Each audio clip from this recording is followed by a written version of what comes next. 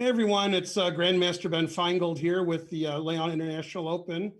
And luckily we have the quarterfinals, semifinals, and finals today.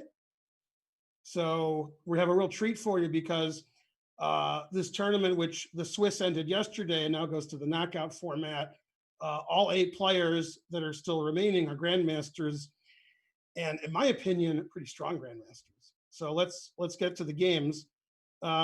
We got Pankratov White against Poranik. And well, you can see by the ratings, the players are quite good. Let's go back to the beginning. Time control for all the games now is 3 minutes with a 2-second increment. And then we have a closed Benoni, that I play with black. I didn't see that coming. So there we go. And I usually play bishop e7 there, but this could transpose. Okay, g6, that's a different way of playing. And I think in blitz chess, this is a really good opening for black. I think it's hard to increase your advantage with white and slowly keep increasing your advantage. So white played the very quick idea a3, b4, which is common. Black wants to play either b5 or f5. And knight f4, bishop c2. A lot of times the bishop goes to a4 since it's blocked by all of these pawns. That way we control this diagonal. So black's going to try to play on the king's side like a king's Indian. This is basically a king's Indian, except black's played a really early c5 because black's played g6, bishop g7, and black's thinking about his move here. Now we have 4 matches going on, and then the winners of those matches play each other, and so on. This is the quarterfinals. We have the American Sam Savian playing the Dutchman Jordan van Foreest. Let's have a look. It was a Carol Khan.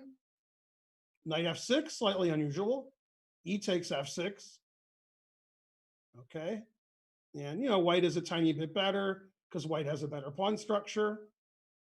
And Sam isn't playing the most aggressive way. He's trading everything here. Castles.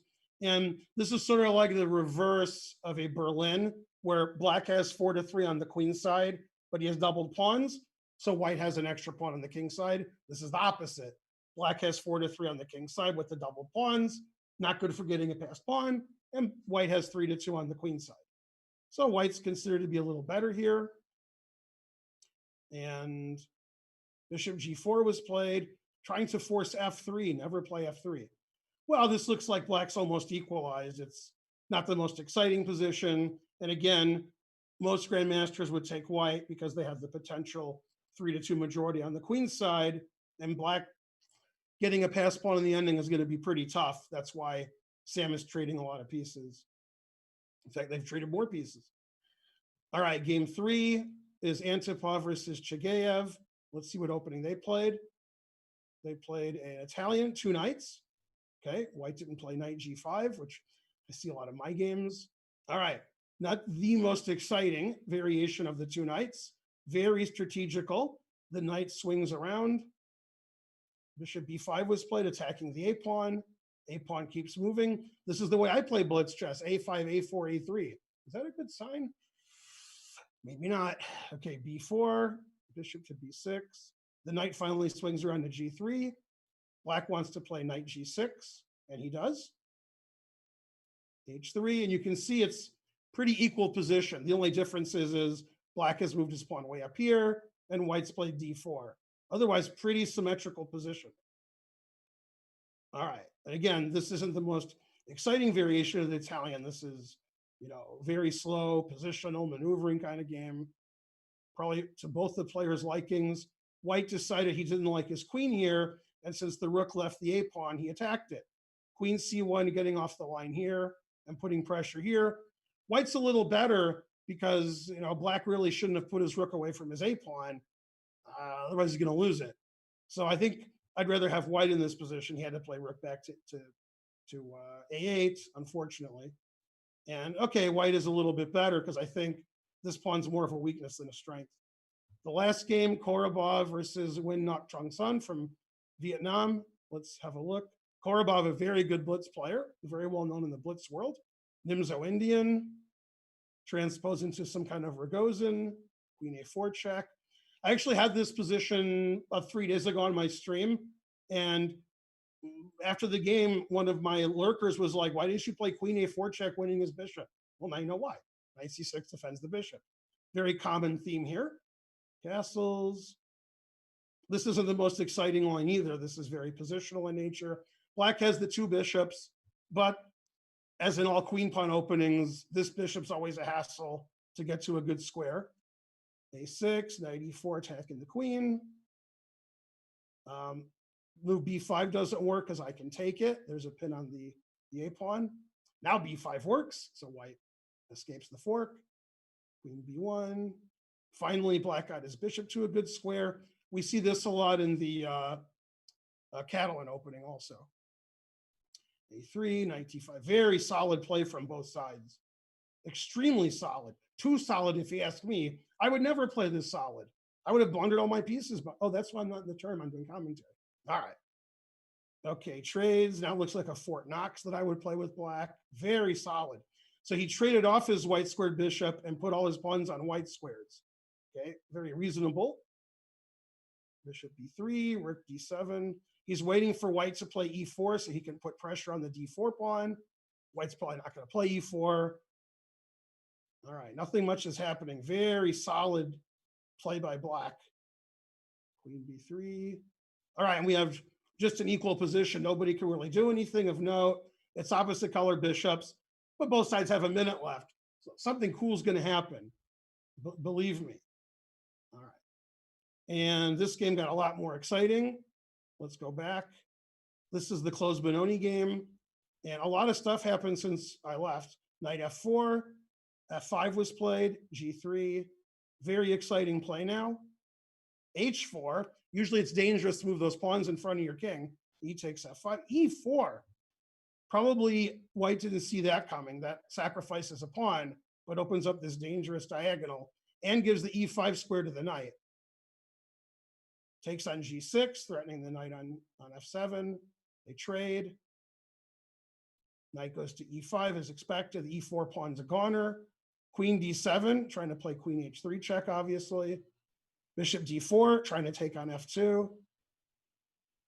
Black's down a pawn, or is black down 2 pawns? You know, black has compensation for a pawn, but black doesn't have compensation for 2 pawns. 2 pawns is 2 pawns. So white should be winning in this position. White's 2 pawns ahead. Black went a little too far, playing aggressively. Black has a lot less time on the clock. White's trading everything because white's up 2 pawns. Okay, rook C8, he wants to win one of his pawns back. Knight D3 is a strange move. I wouldn't have played that. Rook H D1. White's up so many pawns. This pawn doesn't look good. 2 connected past pawns. White has more time. It looks like Pankratov is going to win this game. Okay, winning double rook ending, more pawns, more time. Black played super aggressively, sacking pawns to attack. Didn't work. In blitz chess, sometimes it works even when it shouldn't work, but not this game. This game, white's just crashing through. D7 wins. Then after king E7, we have rook F3, for example. I'm sure he'll play rook F3. Rook F7 check is coming, and he's going to wrap it up. So white's going to win this game. Sam Sevian still has that extra pawn on the queen side. Black wasn't able to get a pass pawn on the king side, but it still should be a draw because black's king is pretty well placed to stop this pawn. So here we have a drawn ending. Both sides have, you know, a similar amount of time. So I think this game's going to end in a draw. This looks completely winning for white. White totally crashed through on the queen side. There's 3 pass pawns on the queen side. Black has some vague threats. Sometimes those vague threats work when you only have 6 or 7 seconds left. Okay, but you know, obviously white's totally crashing through on the queen side and queening and winning everything, and black's playing for perpetual. The engine says knight F4 draws. He missed it. Okay, now white's winning by checking and making a queen. It doesn't mean he'll win. White only has 12 seconds left. So both sides crashed through on their respective sides, but white's up a rook. Okay, and Korobov did win his game. It was an equalish kind of position, and he won. This is already the second game of the match. This game ended in a draw, even though white should have won. And this game should end in a draw, but both sides have very little time left. All right, black has an extra pawn. The extra pawn isn't too important because it's doubled, but he somehow won white's d pawn. So only Von Fourier can win this position. He has more time, and Sevian's down a pawn. I think it should be a draw. Black's king is exposed. The extra pawn isn't very meaningful, but this game could go over 100 moves. We see that a lot in queen and pawn endings. Lots of checks. Black's king tries to hide, which he's not doing a good job of so far. The king is not hiding. Sometimes we hide in white's territory. Black wants his king somewhere here. But sometimes you walk into checkmate doing that, so you got to be careful. It looks like that's what black's going for. He's probably going to walk his king up. Well, after king d4, I have queen c3 check. And then I checkmate you, so they actually would have lost. King here, check, king here, mate. So that would have been really bad. Okay, so the checks continue. Black just hung his a pawn. So now white's better again. Again, it should be a draw. It's not an easy position when there's very little time on the clock. F pawn is now hanging. Perpetual check in the air for both sides. But yeah, white's defending his f2 pawn. White has a passed b pawn. White has excellent winning chances now because black blundered his pawn. And then the roles have reversed time-wise. Sevian has more time now.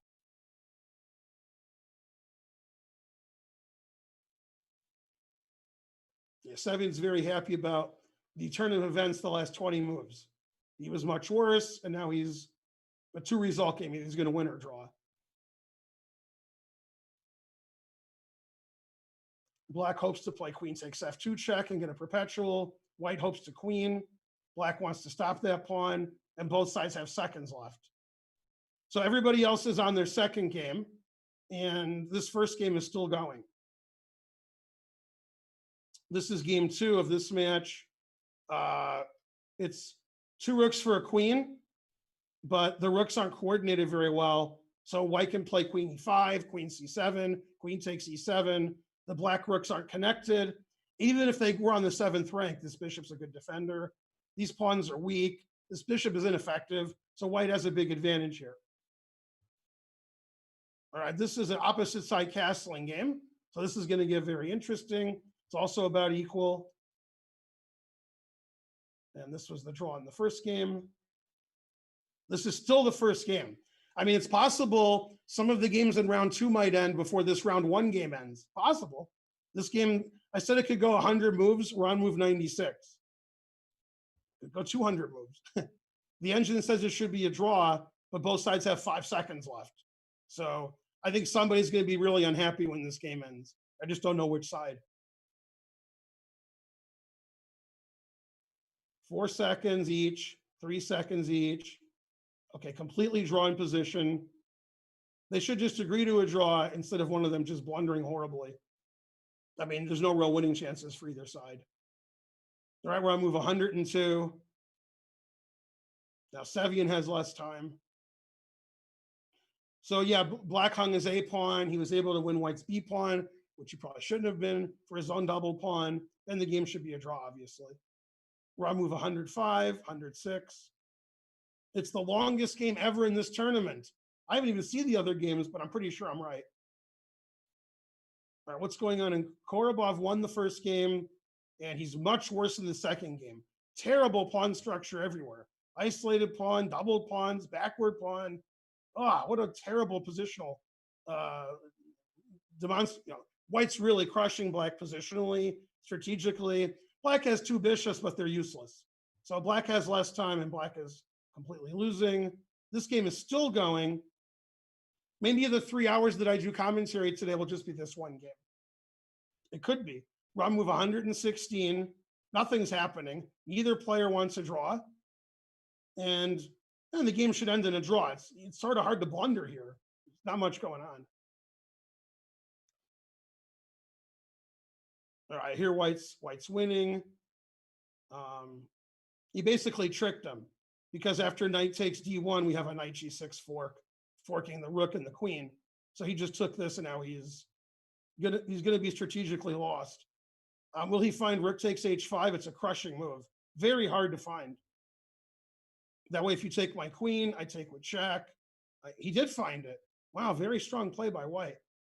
Yeah, 2 rooks for a queen. White has an extra pawn. Black's king is terrible. Black's knight has no active squares. Completely winning for white. Very good move. Rook takes h5. White's completely winning here. Black resigned. It's a queen for rook and a bishop. Checkmate everywhere. Easy win for white.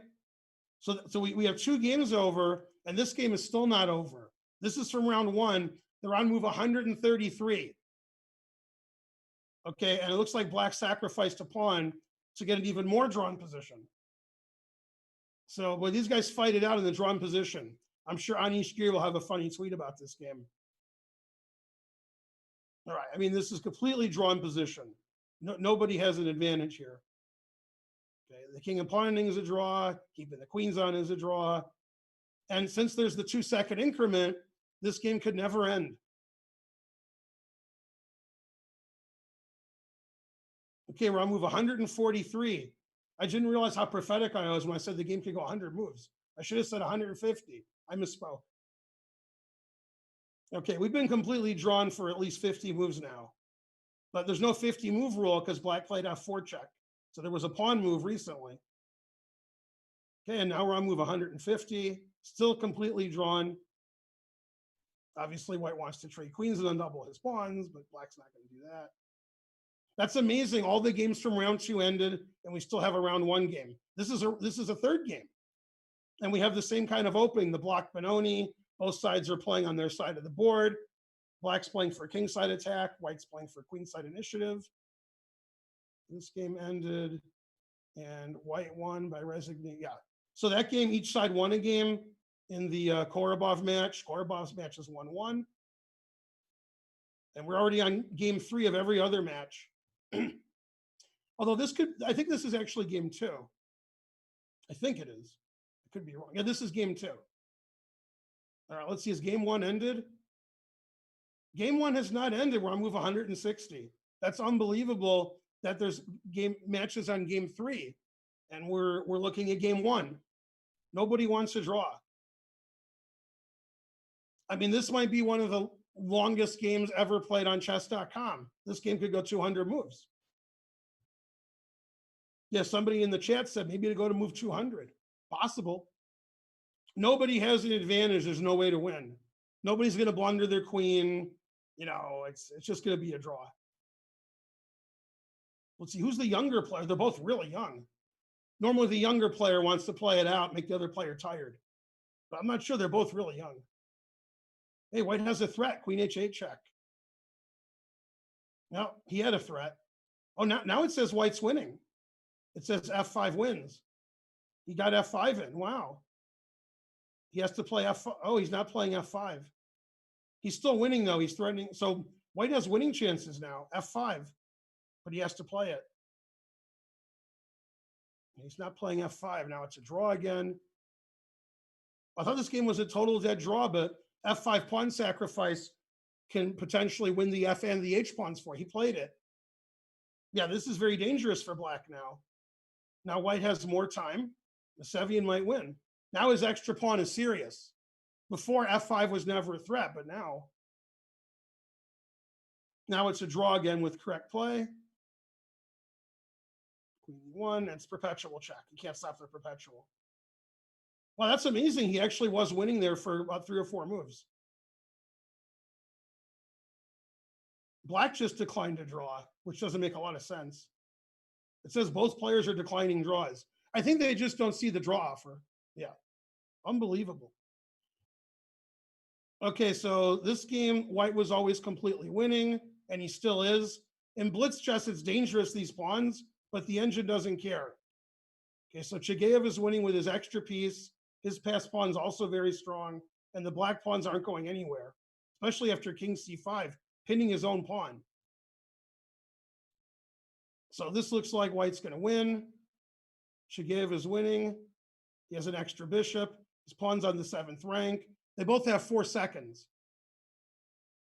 But still should be an easy win. White's king is really safe. Black's pawns are stopped. Rook h4 probably.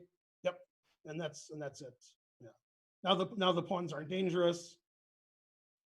He just gets rid of it the simplest way, and white should win pretty easily.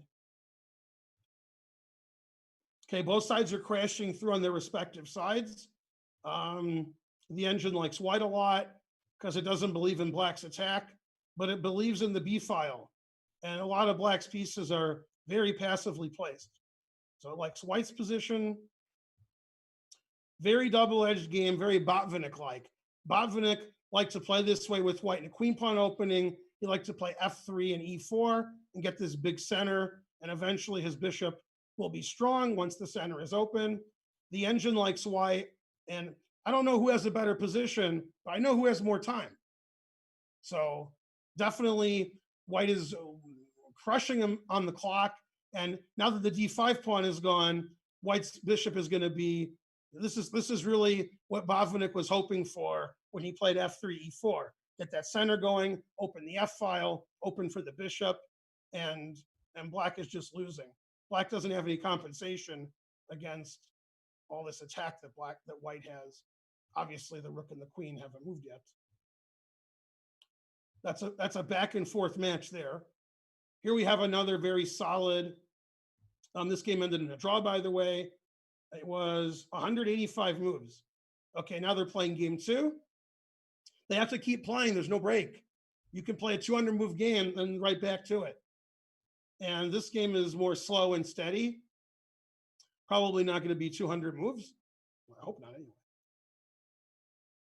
All right, what do we got here? White's completely winning. White's been completely winning for a long time.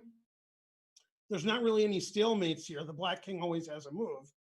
So unless there's some perpetual check, as soon as white promotes his pawn to a queen, the game should be over. Yeah, this looks really, really tough for black. When there's seconds left, though, it's hard to find the winning plan.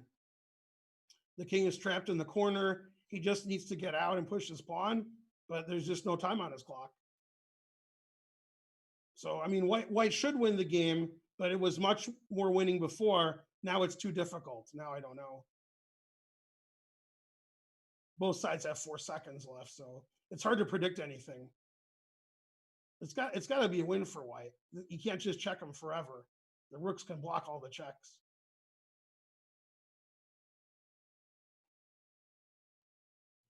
And they're on move 92. They're both 3 seconds to 10. He's trying to escape the checks. Black's going to check forever. White's going to try to block with a rook. Both sides have very little time. Really exciting. And I can't believe I've been doing commentary for 25 minutes and already 2 games went over 100 moves in 3-minute, 2-second increment. That's incredible. All right, let's see if there's another game that's exciting. Both sides have 10 seconds. Let's see. Black should be winning. He can move his knight. Oh, wow. That was a really big blunder. He missed queen takes rook. I mean, horrible blunder. He didn't see queen takes rook. He was winning that position too if he had just retreated his knight. If he had played knight to g7, threatening queen h2, there was no defense to h2. So he really messed that up. And instead he blundered and resigned. Well, that's what happens at the end. This game is still going on, move 106. White's still trying to escape the checks. White's winning, but it's not easy. It should be winning for white, but not an easy win. All right, in this game, he's completely winning Korobov, as he's been doing for a long time. To play d5, threatening rook h8 mate.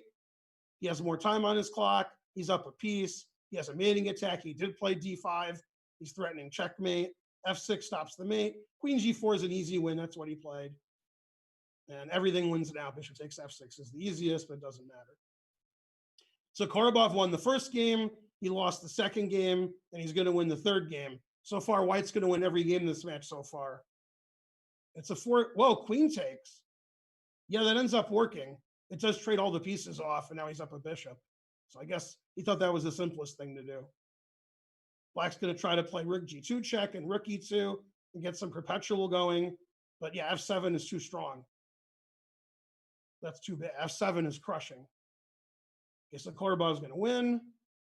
And White took an A pawn, which looks very dangerous. Or he just played bishop A7. He didn't even take the pawn. Yeah, he didn't even. The bishop on A7 looks a little funky there. All right, the engine says it's equal, but that's a strange square for the bishop. All right, they drew the first game and 200 moves almost. This is the second game. We're waiting for the last game here. Korobov's up 2-1. And this game ended in a repetition draw. White was winning for about 70 moves, but he couldn't put it away. 123 move draw. Not as long as the 185 move draw, but close. All right, and they're playing their next game. Just started. All right, what do we have here? We have a lot of trades. White's a little bit better. Nothing special. Really exciting game so far. And it happens a lot in chess. When games go very long, often they're drawn. My longest games I've ever played in my career, they've all been draws. I've never won a game in more than 100 moves. Maybe it's just me. All right, so this isn't the most exciting position. Black is playing very solid, very passive, and he's saying, you can't do anything to me. I'm too solid. And White's trying to figure out how to break through Black's defenses, since Black's pieces are all in the first and second rank. This is easy to do in a 3-minute game. All right, White's won every game in this match. This is game 4. Korobov has Black. Very strange sort of, Najdorf without E6. So he played H6 instead. He played an early knight BD7. That's why White's thinking so long. Very strange move order, knight here, H6. The Korobov move order. Okay, the queen went to E2, so the knight can't go to G4. Now he's playing the Dragendorf or the Dragdorf. You play the dragon and the Najdorf. 2 openings that are probably okay. And obviously, in the normal dragon, when White plays the Yugoslav attack, his queen's on D2, so he can do this. He played queen E2 to stop knight G4. Now he doesn't have pressure over here. So, in my opinion, this worked out pretty well for Black. He's playing a dragon and a Najdorf, and maybe the queen's slightly misplaced on E2. Wow, White's playing caveman chess, as I call it, all in. Put everything against the king and see if it works. The engine doesn't care. The engine says it's equal. So we start out with a boring Italian opening, and then we throw all our pieces at the king without any sacrifices. As Yasser Serouan would say, White has a free attack. All right, and Black won, and Sevian won game 2 in 38 moves after the 185 move game. I guess there was a blunder here. Let's have a look. Okay, well, here Black's up a piece. Yeah, it looks like White went all in on the queen side. And I told you that bishop on A7 looked pretty suspicious to me. Yeah, and he lost. Yeah, he lost his bishop. That bishop on A7 got trapped, and so he played bishop takes C5. And now there's too many Black pieces on the bishop, so he just gave up a piece this way. But well, now Black's just winning, and he won in just 7 moves. He didn't have any trouble at all attacking that White king. Yeah, and Rook D1 checkmate is coming next move. So Sevian wins game 2 pretty quickly after drawing the first game in a million moves. White's bringing another piece into the attack in the Antipov game. He wants to throw everything at Black's king. Okay, White's doubled rooks on the D file. He's played H4. Not really much for White here. Pretty equal position, pretty solid. Both sides have lots of time too. All right, now this is an exciting game. Korobov needs to draw, and I guess he wins the match because he's up 2-1. And as we see a lot, he took on F6, weakening D5 and D6. White took a pawn. White's a pawn up for virtually nothing. Black has the 2 bishops, but those bishops aren't very good. They don't really have any good squares. So this is an excellent position for White.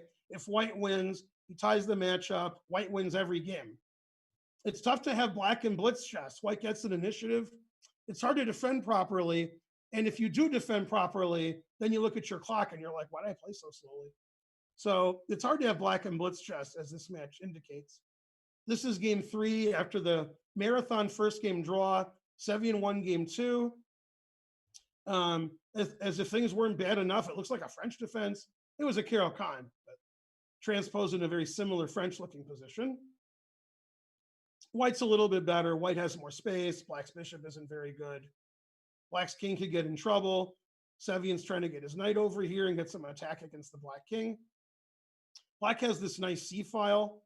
There's a lot of weaknesses on the dark squares, so black is okay here. Reasonable position for black. White's still trying to attack on the king side, although it looks like they might trade queens. Then probably he's not going to mate him. So this is very bad time management by Chigeyev, I must say. I haven't said that the whole tournament so far. I've been very nice. I'm a nice guy. But 23 seconds on move 19. What does he mean?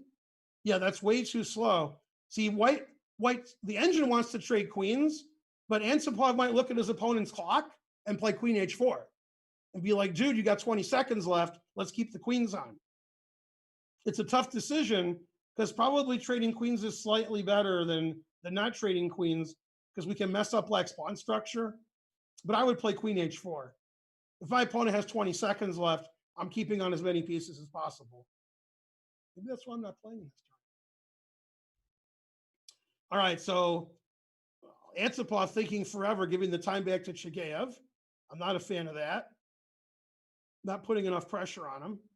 He did trade queens, traded bishops, traded rooks, and he'll probably play knight c4, forking the two pawns. That was his whole plan. That's why he did all those trades. Maybe in this position, black should have taken with the knight. Then both pawns are defended, the e pawn and the a pawn. Now neither pawn's defended. So yeah, then he still would have had a problem with his d pawn. He can't play d5. Yeah, that's the problem with d5 is his e pawn's hanging if his knight's on f8. Here the knight's defending the pawn. So black was in trouble no matter what he did. Okay, white's just taking pawns. White's up a pawn. White has a big time advantage. I don't see the compensation. So I think white should win this game. More time on his clock, an extra pawn. Black has double pawns. Very good winning chances for white. This was the game with looked like a hedgehog most of the way, and it's still equal. We still have an equal position. The only thing not equal about it is the time situation. Black has more time than white. That pawn's pretty easy to stop, the c pawn. White can stop it with his rook and his knight. Still, I'd rather take black. I'd rather have a pass pawn than not have one. But I would definitely rather have 30 seconds than 10. Knight d3, very tricky. Knight d5 is also tricky. Everybody's tricking everybody. He played it too. It's one trick after another, except white only has 8 seconds left. Okay, so black has a big time advantage. Black has a passed pawn. White's double pawns aren't very effective. Good winning chances for Pankratov. Okay, and black needs to draw this game, and he's going to draw it. Well, he might win. He's definitely not going to lose. So black was in trouble earlier. Black was down a pawn, but he really activated his king in the end game, and Karbov is going to be ahead after 4 games. Okay, he just decided to end the match. All right, and there we go. And the game was a draw. The only game of the match where white didn't win. You draw one game with black and you're good. Maybe Anish Giri is his coach. I don't know. Sevian's up in exchange. I don't see any compensation. So if Sevian wins, he wins the match 2.5-1/2. I don't see, this looks like no chance for black. Just down the exchange. And time situation isn't great either. It's not like he's way ahead on the clock. All right, after that first game, Sevian picked things up a little bit. All right, what happened here? Black won, it says. Oh, black won on time. Wow, white was a pawn up. White was doing great. And white lost on time in this equal position. Wow. I mean, white's still a pawn up, but the engine says it's equal. But he lost on time. Wow, Antipov lost on time. Not good time management by some of the players this tournament. Not good time management at all. Okay, we have a scotch, queen f6. They play queen f3 and queen d2. All right, not the most exciting line of the scotch. We see queens traded, a lot of positional play, a lot of double pawns. This looks like Sevian's just going to win the match. It looks like Korobov won his match, 2.5 to 1.5. White won every game. Then Korobov luckily drew with black. And Sevian's definitely going to win here. He's up in exchange for no compensation. And he'll play rook to b4 probably. Take on h5. I mean, he's up in exchange and a pawn, and the time is equal. Only a miracle can save on 4s to this game. They still haven't traded queens. They're threatening to trade queens, but they don't quite do it. Instead, black put his rook on the open line, which is already blocked. Both sides are waiting for the other to trade queens. This looks like Sevian's wrapping it up.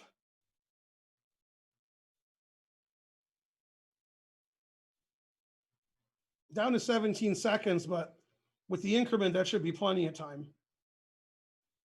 He's got to be careful here that he doesn't get mated.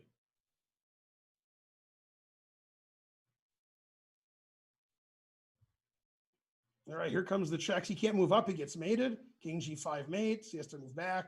Doesn't want to move back. It's unfortunate. Oh, he just hung his e-pawn.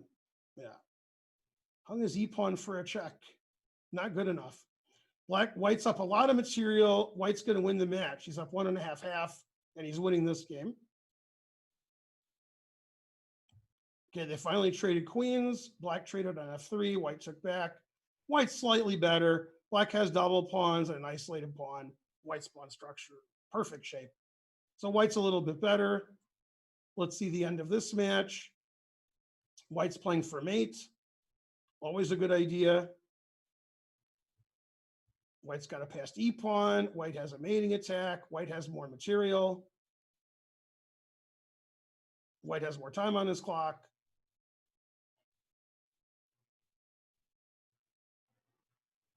King takes f2, I assume. All right, black's run out of everything. There's never going to be a stalemate either. All right, he resigned with 0.2 seconds. Sevian wins 2.5 half after that marathon first game. And here we go. This is the last game of the quarterfinals, I believe. Unless somebody tells me I'm wrong. I've been wrong before. I'll be wrong again as many times as I can. Korobov won his match, 2.5, 1.5. Sevian won 2.5 half. The other match ended. I don't know the result. Somebody will tell me. And this is the last game of this match. I guess unless it's a 2-2 tie, then they'll play some kind of playoff. And, well, it's not the most exciting game, but this match has seen it before. The time management of the players could be improved.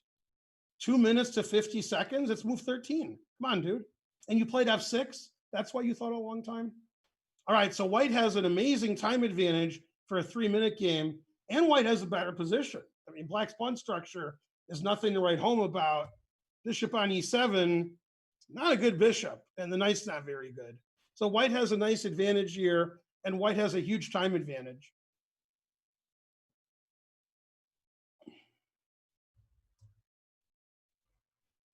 Rook b6, stopping knight c6. Bishop e2, controlling c4. He wants to put a bishop or a knight there. This bishop not very good. White wants to trade the white squared bishops. Then White has access to the white squares, and this bishop isn't really helping. So very nice position for White. Very nice time advantage for White. Looks bad for Antipov.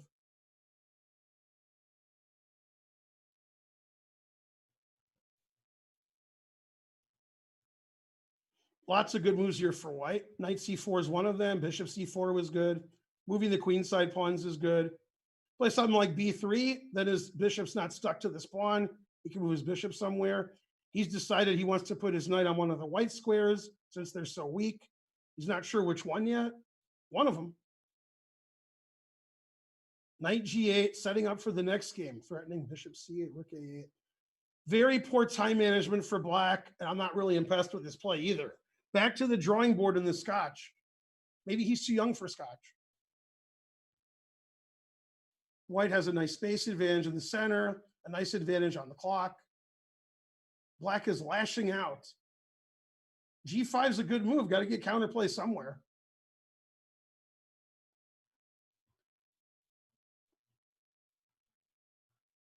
Whenever I look at blitz chess, it's always hard to remember about the increment because, I'm an old man. And when I played chess as a kid and as a teenager, even in my 20s, those clocks didn't exist.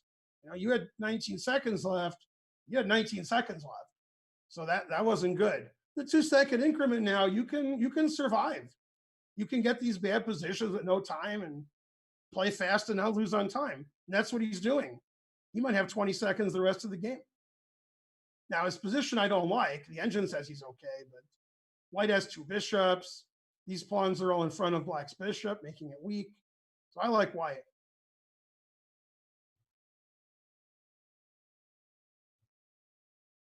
And C4 might make this bishop good at some point.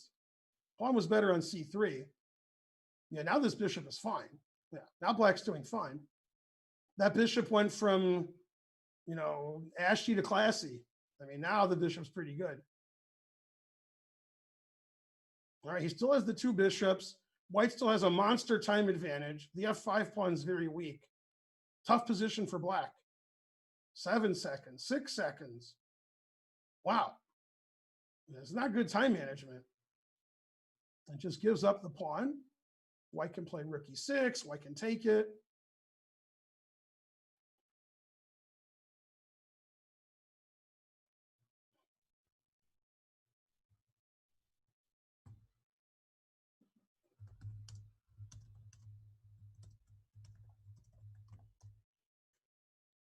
Still take on F5.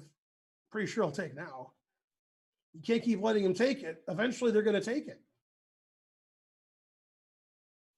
How many moves can the pawn be hanging before he takes it? 2 seconds. He took it. 2 seconds for Black. Wow. Keep the 2 bishops. Bishop d3. Keep those bishops. 6 seconds. Wow. Both sides have 5. Oh, he traded.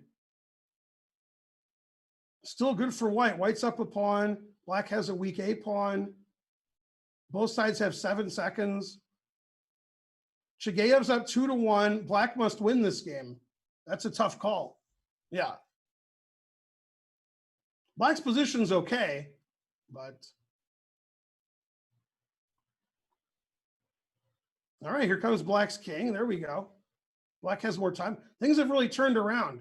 Black was losing. Black had no time. Now it's equal, and Black has as much time as White. Anything can happen. Wow, he moved with a little more than 1 second left. Now White's actually losing because the Black king is coming in. But both sides have 3 seconds. 1 second. Oh, he just made the time control. Bishop d4 is the best move. Will he play it? Oh, with 0.2 seconds left, he moved. Amazing. Wow. Incredible game. All 3 results are possible. Now Black's winning. Better king, better bishop, better rook, taking that F pawn, more time on his clock. Things have turned around. Antipov can tie the matchup if he wins, which seems likely. Black should win now. He just took all of White's pawns with his king. That was amazing, making moves with seconds on your clock.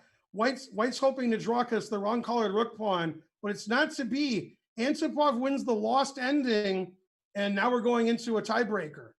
Unbelievable. So the other 3 matches are over, but not this one. This one had the biggest turnaround yet. Unbelievable. Yeah. So this is the only match that went in a tiebreak. It's 2-2.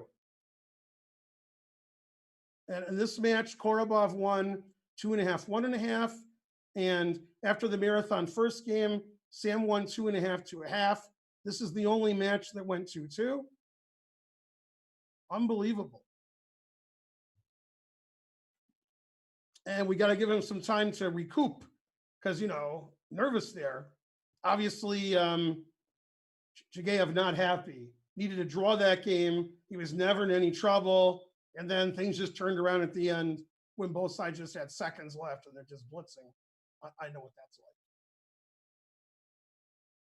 Yeah, it's really difficult when, all your games, you're making so many decisions. You making decisions in just mere seconds. And then sometimes you feel like, man, I shouldn't have done that. But you don't have time for that. You got to keep making more decisions. And the seconds, tick away on the clock. And it doesn't matter if you have more time or less time, or you're winning or losing. It's just craziness. Yeah.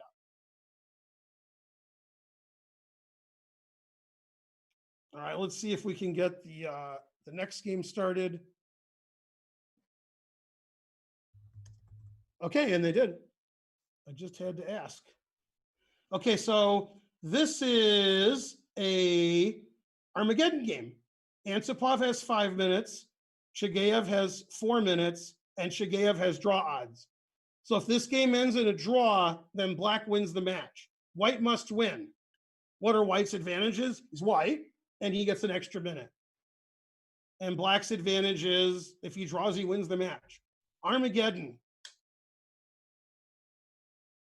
Okay, we have a French defense, Winnow variation. Black got rid of his white scored bishop.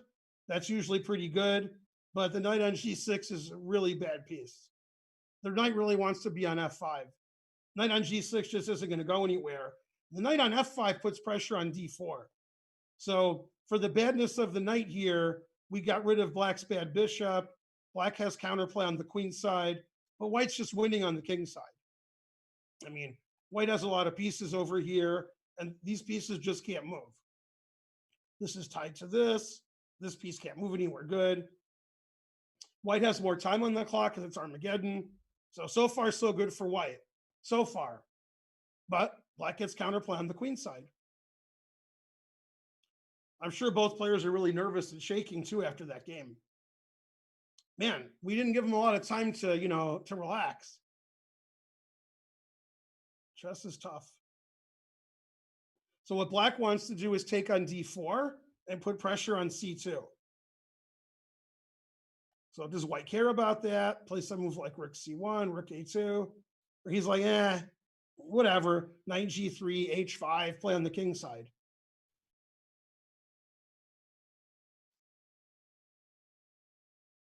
Three matches down, 1 to go. And after the quarterfinals, we'll take a break, and then we'll have the semifinals and so on. And in that fashion. We started with 8 players. After this game is over, we're going to have 4 players, and the semifinals will start in a few minutes. Okay, play knight f4. It's not a good move. Now he's trading everything. Black's king is safe now. The more pieces that are traded in a Winnow, the less likely black's going to get checkmated. White has that big space advantage in the center, but black's king doesn't care. Now there's no pieces on the board. Right, just trade everything, and now it's just an equal position. Not good for white. White had the advantage, and in case you forgot, black has draw odds. This game ends in a draw. That means white loses. Luckily for white, he's got the right colored rook pawn here. He's got a 5-4 advantage on that side of the board. So if he gets a past h pawn, his bishop controls the queening square. Black wants to trade rooks on c4 and put his knight on d5, good square for his knight. Wants to take this pawn. Bishop e3 is the best move. Yeah, if he trades rooks, black has 3-1 on the queen side, and he gets to put his knight on d5. So he should play bishop e3. And he did. The engine says it's equal. It looks about equal. And black's caught up on time. Black was down a minute. Now he's down like 10, 20 seconds. So far it's been good for black the last 10 moves. Things turn around a lot in blitz chess. I'm not a fan of king e7. I don't like putting my king on the same color as my opponent's bishop. I've been burned a lot by that. That scares me. Now the other 3 pieces are on white squares. I like that. He's really maneuvering his knight around a lot. It looks like he wants to play knight a5 to c4. It takes about 12 moves, but it's worth it. He likes the knight on c4. And white has more pawns on the king side. He pushes king side pawns. Black has a queen side majority. Those pawns aren't going anywhere.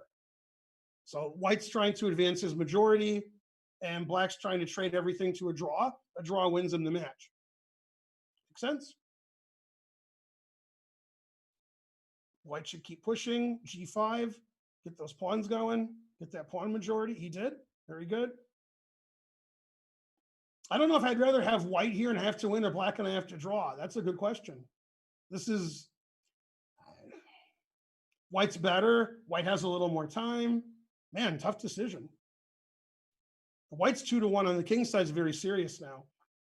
I guess it's always good to have draw odds. So I guess I'd rather still have black here. Take the draw odds and run. All right, he has the forever passed H pawn, but will it ever go anywhere? Can black just play king H7, rook C8, and say, you can't beat me? He'll definitely play knight A5 now. Or knight on C4. Yep. Try to put the rook on C8 and just chill. He has to trade rooks and play knight C4. Rook C8 is also good.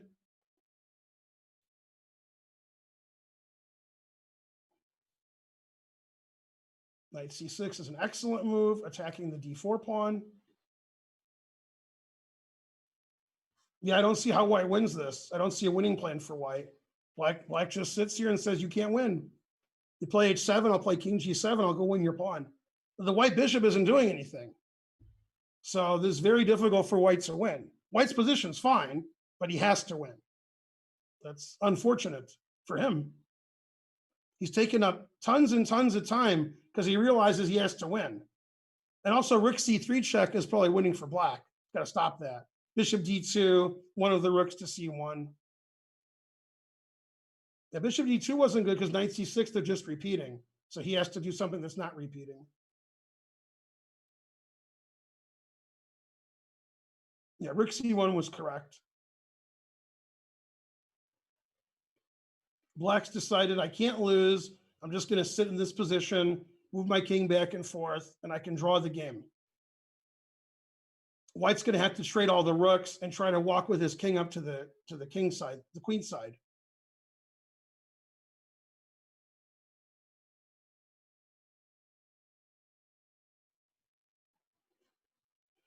Looks good for black. Black needs a draw to win the game and win the match. Black has more time on his clock.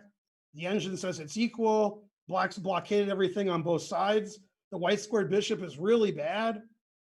So things have turned around. It looks good for black now. Is there anything white can do to break through on one side of the board? Queen that H pawn, walk his king up on the queen side. How does he do it? I don't know. I don't see a way to do it. Bishop on C1 is just too terrible. It's not doing anything. Playing for tricks. Bishop takes A5. Well, that's the end of that trick.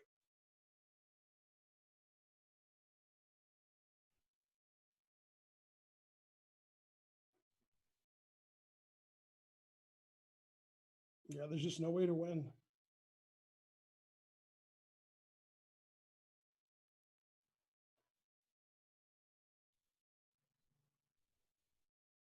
It reminds me of the Sevian's first game. There was a 185 move draw because it's all blocked up and nobody can do anything.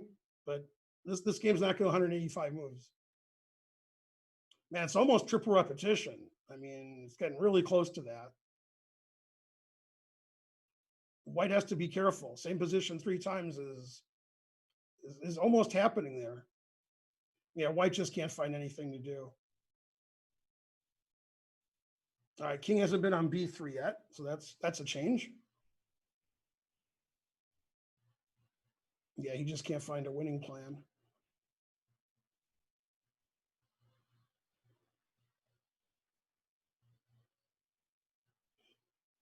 Yeah, looks bad for Antipov.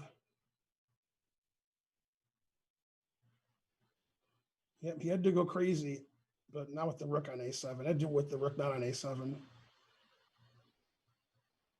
It's still a draw. Black's not winning because white has perpetual check here, but white has to win. So white's trying to win. He's losing as a result, but he's trying to win.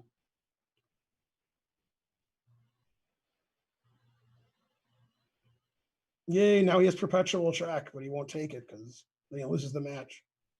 5 seconds for black.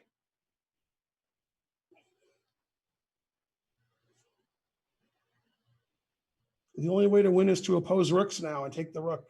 The rook's defended, so yeah, he did that too, but rook's defended. All right, he tried 94 moves, and Shigeev wins. Wow, what a match. Great comeback. White had a nice advantage that game. So that was pretty amazing.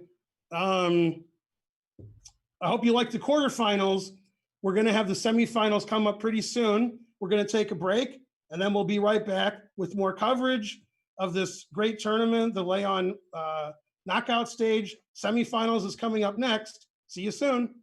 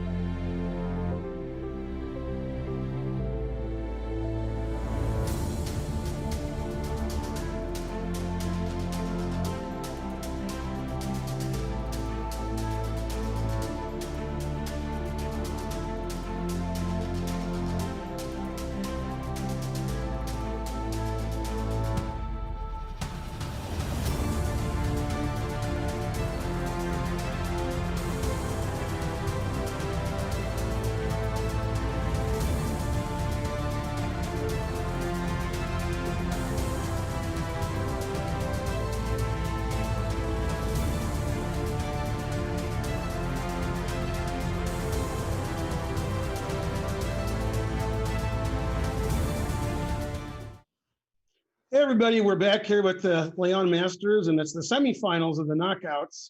We just watched the quarterfinals, which was extremely exciting. We had one game go 185 moves. Another game, I think, was 123 moves. We just saw Armageddon here with Chigayev having an easy draw. So Antipov went crazy trying to win because he had to and didn't work out. The truth hurts. So there's 4 players remaining, and well, semifinals will be just exciting as the quarterfinals. It's the same format. It's 3-minute with a 2-second increment, and it's the best of 4 games. If it's 2-2, they play an Armageddon, and well, really strong tournament. The tournament to qualify here had dozens of grandmasters, and everybody who came to the top 8 was a strong grandmaster, and because of that, we have this. The players don't get much of a break between matches, but they got a little break. So that's good. And we're waiting for the last, player to shake off the nerves. It's pretty nerve-wracking because, you think like, they're playing blitz chess. They don't care as much. Boy, do we care. If only you knew how much we cared. When I was playing in the Pro Chess League and it was rapid, I was always like, these games don't matter. Then when I get to the game, I start shaking. Because you're playing for money, everybody's watching you, your teammates are rooting for you, your fans are rooting for you, and you feel the pressure. It's a lot of pressure playing in these online tournaments, especially when there's big stakes at stake, even for a vegan like me. So it's not easy. The players definitely deserve their break. Unfortunately, the players who lost their match, they get a longer break. What are you going to do? So all right, so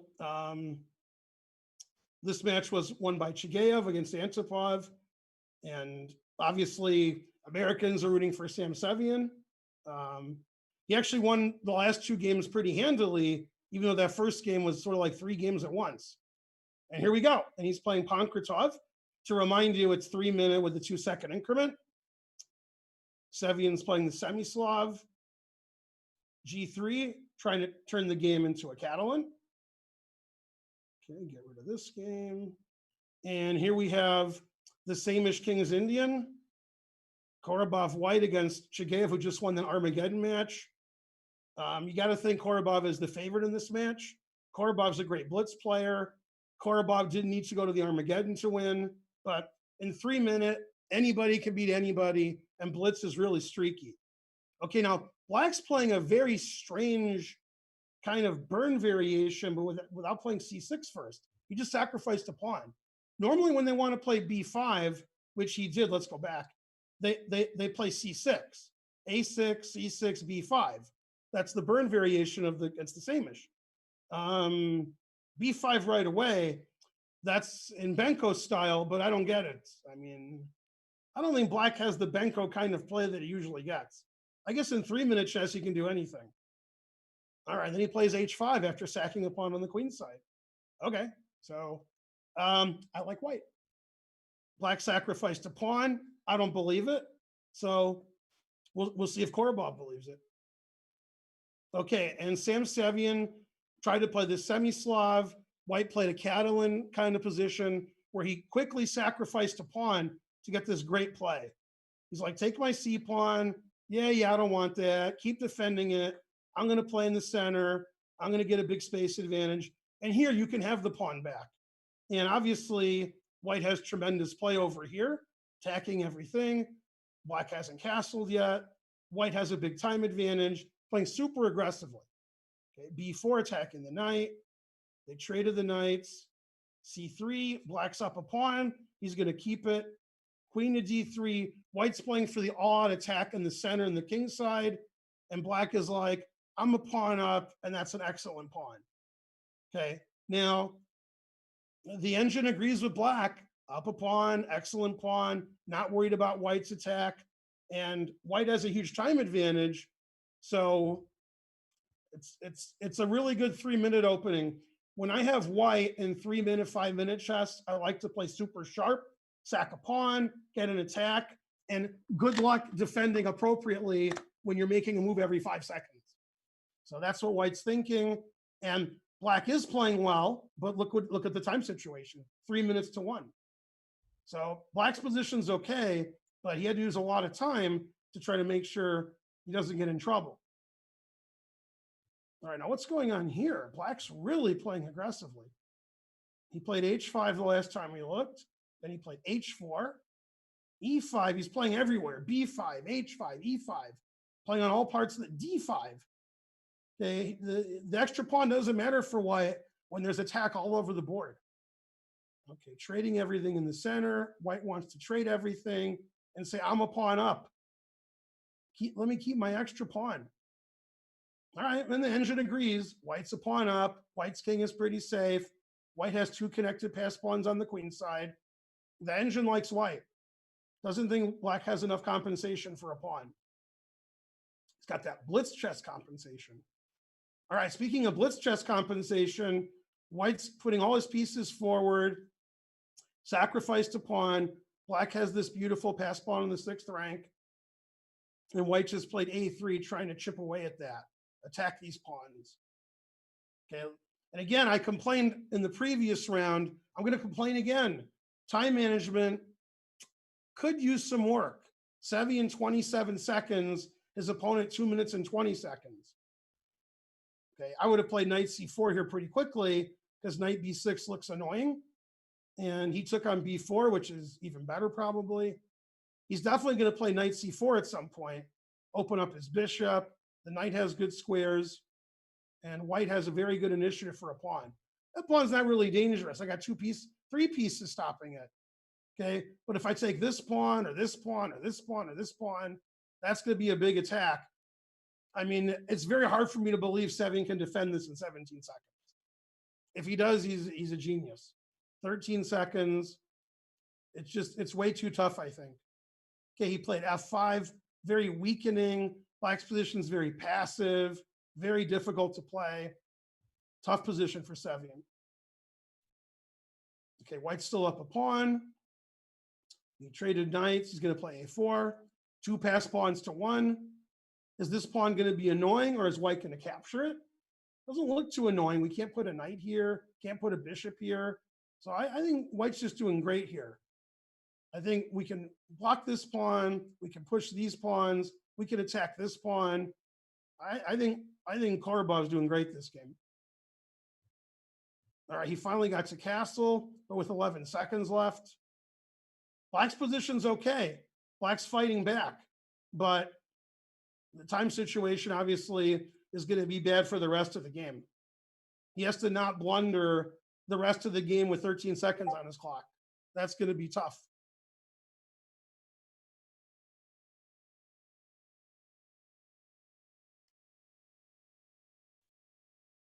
And he did take that pawn on h4. Who would have thunk it? Not I, not I. d3 was played. Chagayev's trying to get counterplay. He's down 2 pawns. White has 2 passed pawns. His only counterplay is this passed pawn. Pretty good passed pawn, I must admit. I like that passed pawn. So not an easy position for Korobov to win. Obviously, he has the advantage, but Chagayev's getting counterplay with his passed pawn. All right, White's going all out on the attack. He's got a rook on the 7th rank. His minder pieces are very strong, and Sevyan's got that passed pawn on the 6th rank. It's still there.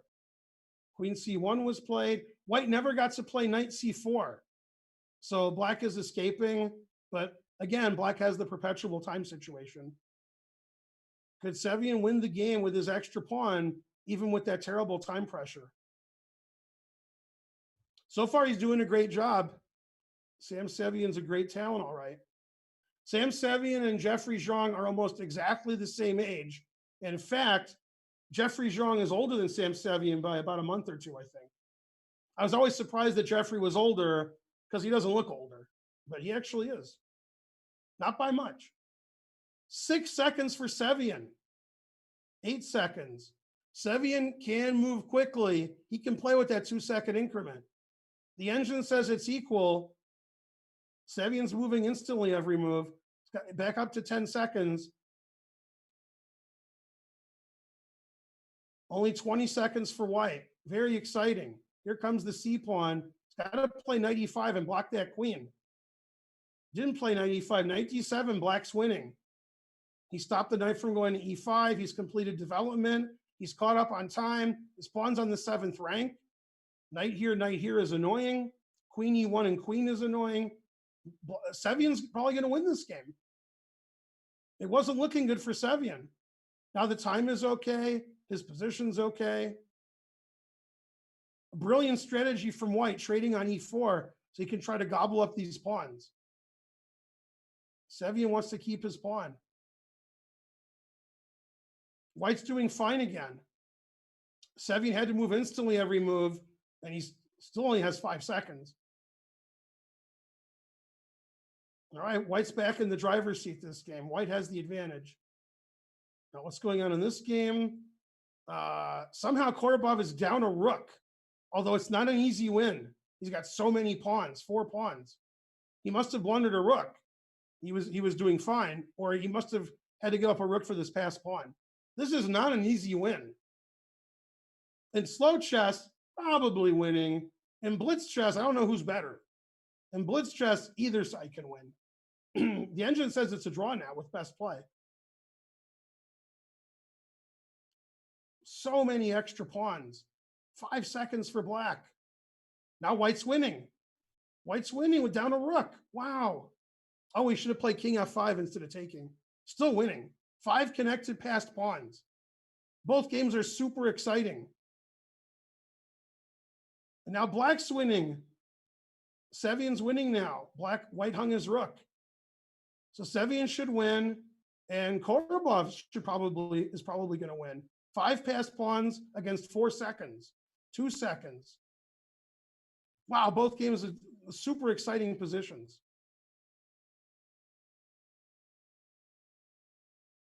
Now the game should be a draw with best play, but both sides have seconds left. Korobov had a lot of time on his clock to make this mistake, giving up his f pawn.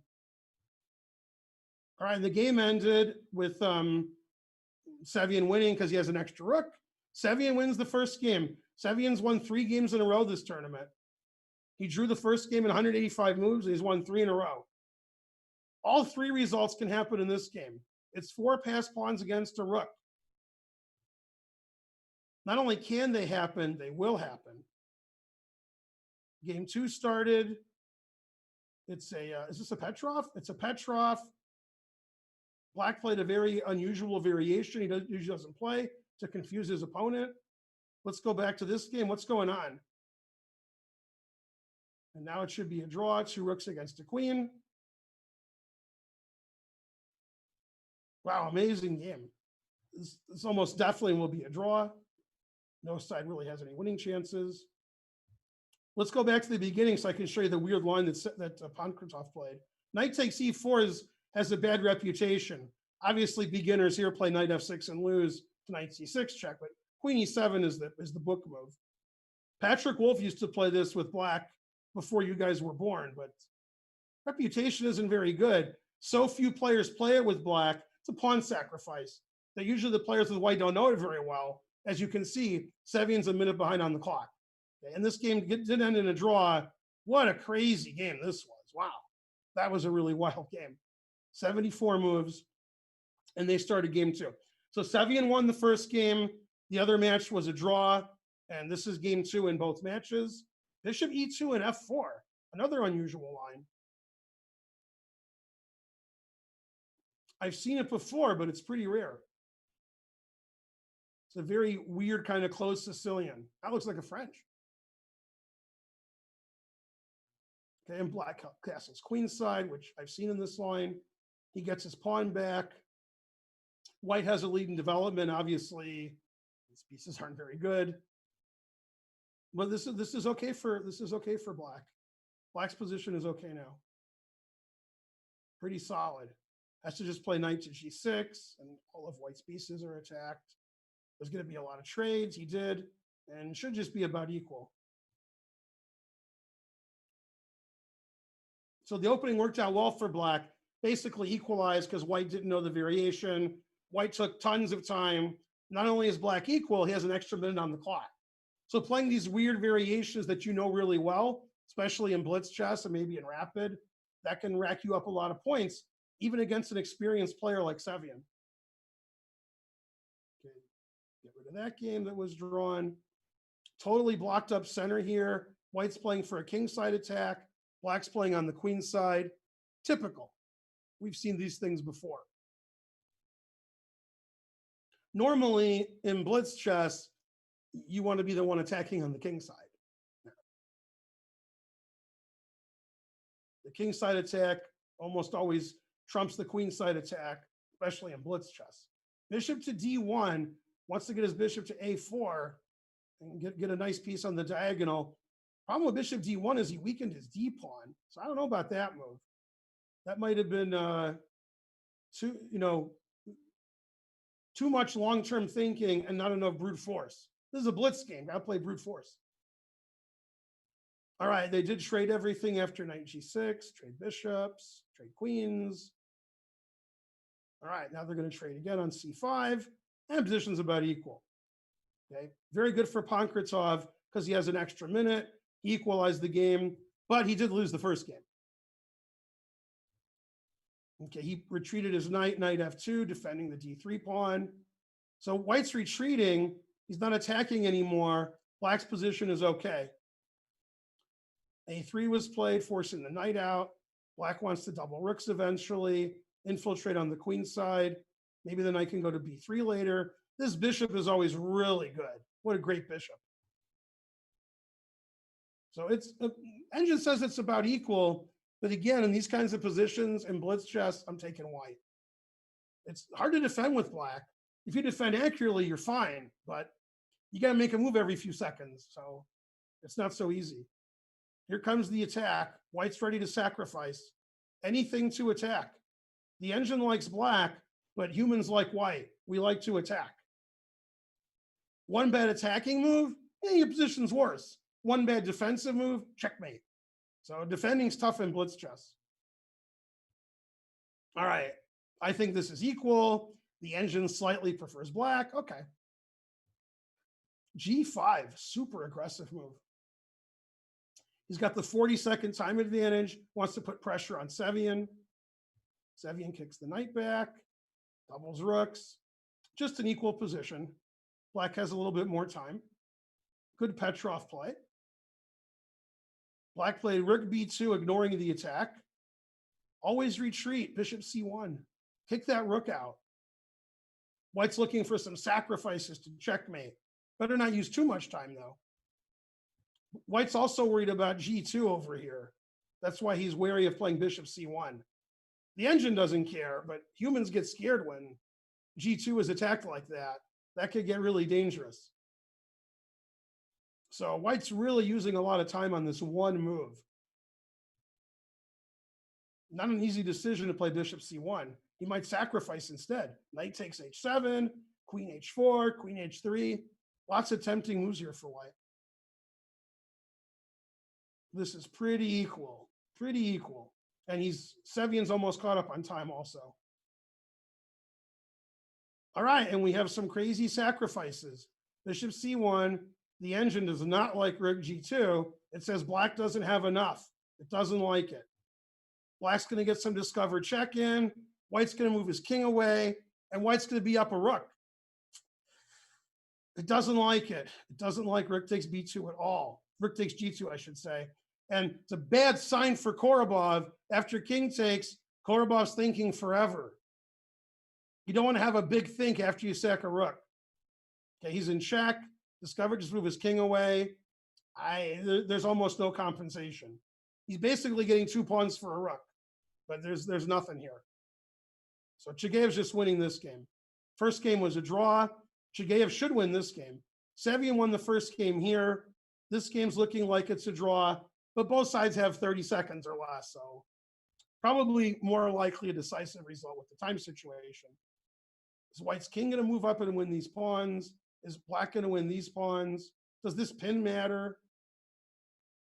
Here comes the king. Move your king up in the endgame. No fear. This is funny. In both games so far, Sevian has no time on his clock. Pankratov has plenty of time. Pankratov's like, what do I do? and then he catches up on time. They have the same amount of time. Happened both games. And already White's winning. Bishop f6 is genius. Blocking the rook. These pawns are goners. This knight's doing nothing here. White's completely winning now. Amazing. Basically the same both games. Sevian has not the greatest position, not very much time. He catches up on time. His position improves. He's going to win this game too. Sevian's going to take a 2-0 lead. All these pawns are going to fall. I mean, it's terrible. And this F pawn's going to be too good. Yeah, that F pawn's really strong. Engine doesn't like king e6, but I can't imagine black has defense against this pawn.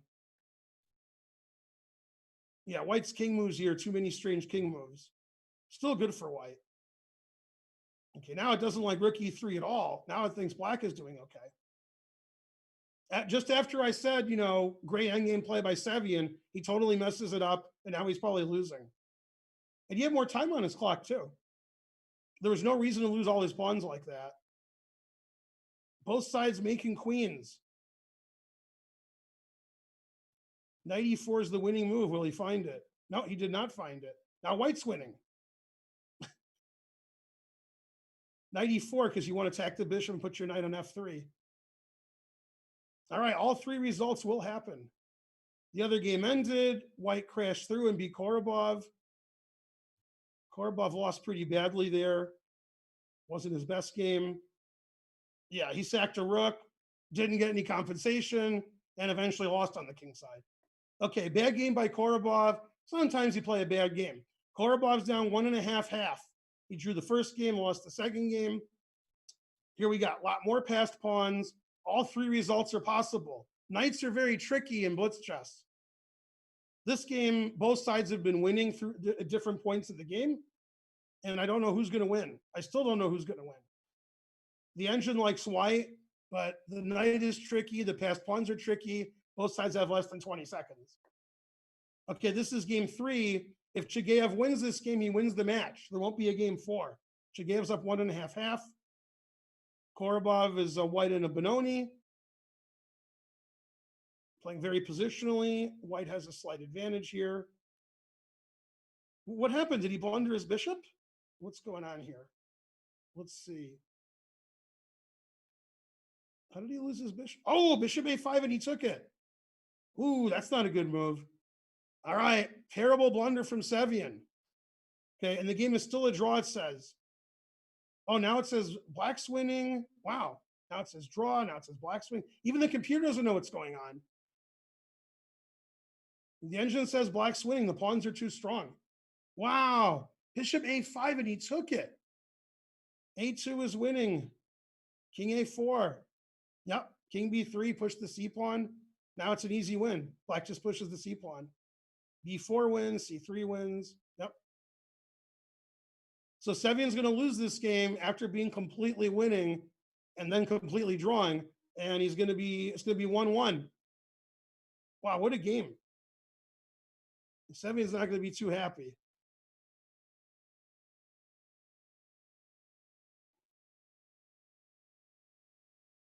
All right, and Sevian resigns. 1-1. What a crazy game. All right, and Chigayev is up 1.5-1/2. If he wins this game, the match is over.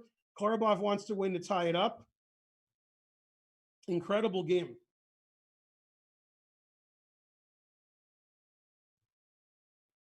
Wow, look at that final position. Winning the queen doesn't matter because this pawn's going to queen. So he just resigned.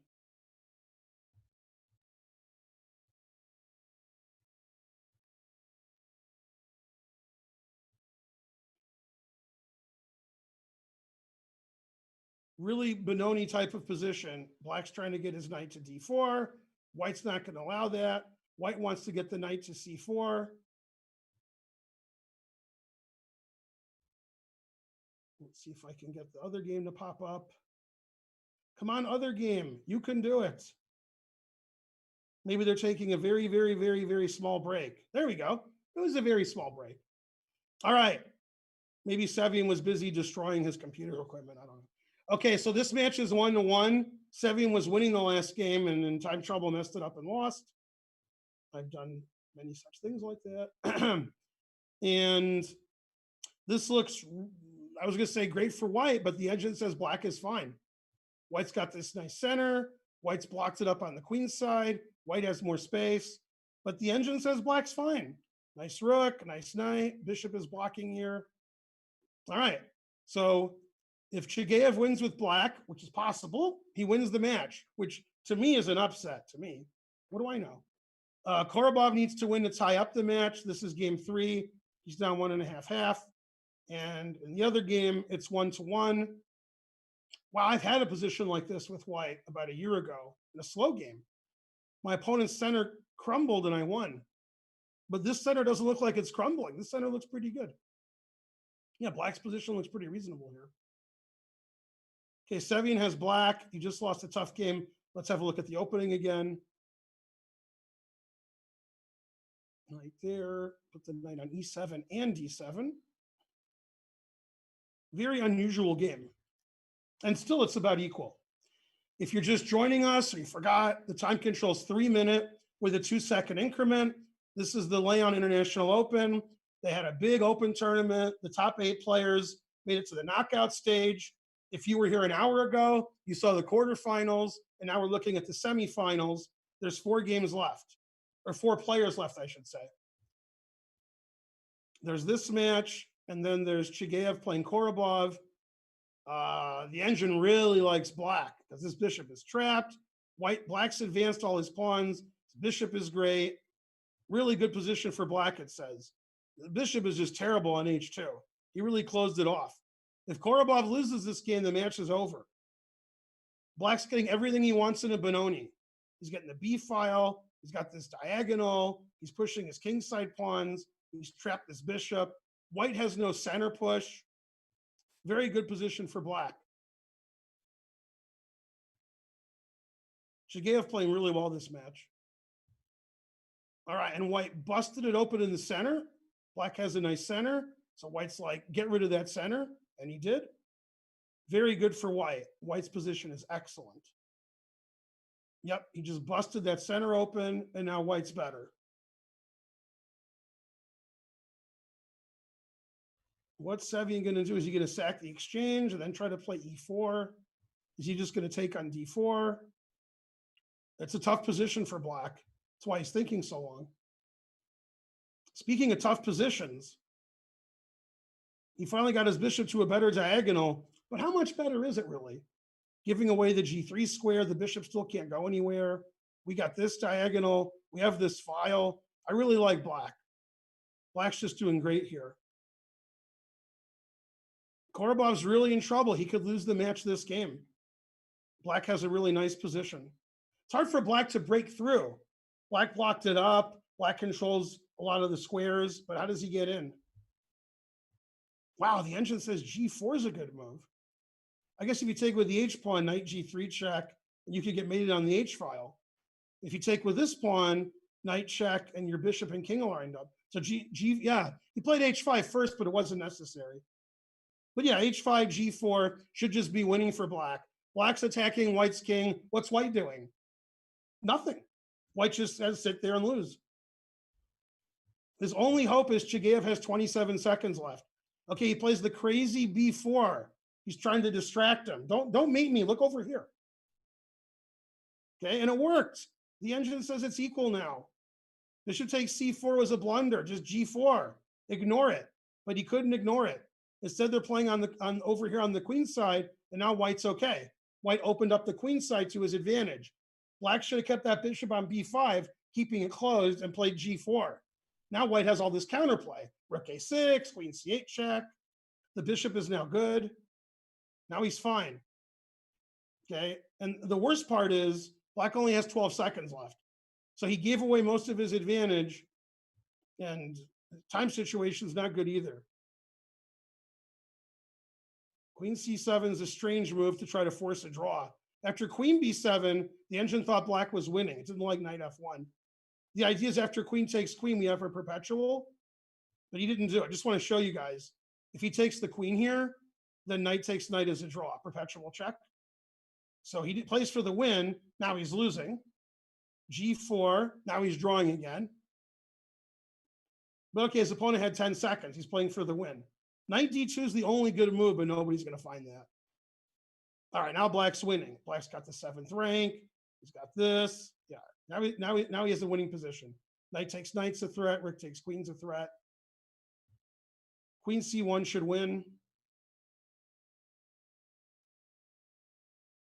Wow, he's not going to win. He's playing for the draw. Wow, Black was winning and played for the draw because of the time situation. Black had very little time on his clock. So he didn't, draws a good result also. He's almost won the match. Pankratov is winning his game against Sevian. He broke the center open. He has a big time advantage.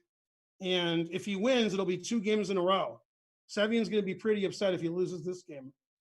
He was winning the last game. He lost the winning end game. He's losing this game. Time management's still not good. Black center got completely demolished. Okay, that's what happens. Either your center goes forward and you get a couple of queens, or the center just disappears. And Black had these nice center pawns here, now they're gone. So White's completely taken over. White has an extra pawn in the center, passed pawn. Black's not very active. His rook is on a very strange square. Looks like that rook's going to get captured. And his time situation is bad. So it looks really good for Pankratov. Okay, this match, Chigayev is up 2-1. Chigayev won a game with 2 draws. Korobov needs to win this game with Black to force Armageddon. And this match is at 1-1. Looks really good for Pankratov. He's winning on the board. He's winning on the clock. Rook is basically trapped here on b4. White has the 2 bishops now. Okay, he's just trading because the ending is easily winning with this passed pawn and 2 bishops. 10 seconds for Sevian. He's doing another example of trying to play bishop e2 and f4. Korobov plays e5. Strange move. It's like a reversed English with e4, but Black's playing e5. All right, a very unusual way to get this position. It's fine for Black, it's just unusual. I mean, White really wanted to play f4 early in the opening, and he didn't do it. All right, and White has 2 bishops. White has the passed pawn. White has 20 seconds more. Black has no counterplay. White's advancing everywhere. Looks really bad for Sam. He's going to try to trade everything, blockade on d6, and try to hold the position. He's like, you can't win. I totally blockaded. Can he do it? Can he maintain the blockade? With only 10 seconds on his clock. He's got a solid blockade on d6, but he's down a pawn, and White has 2 bishops.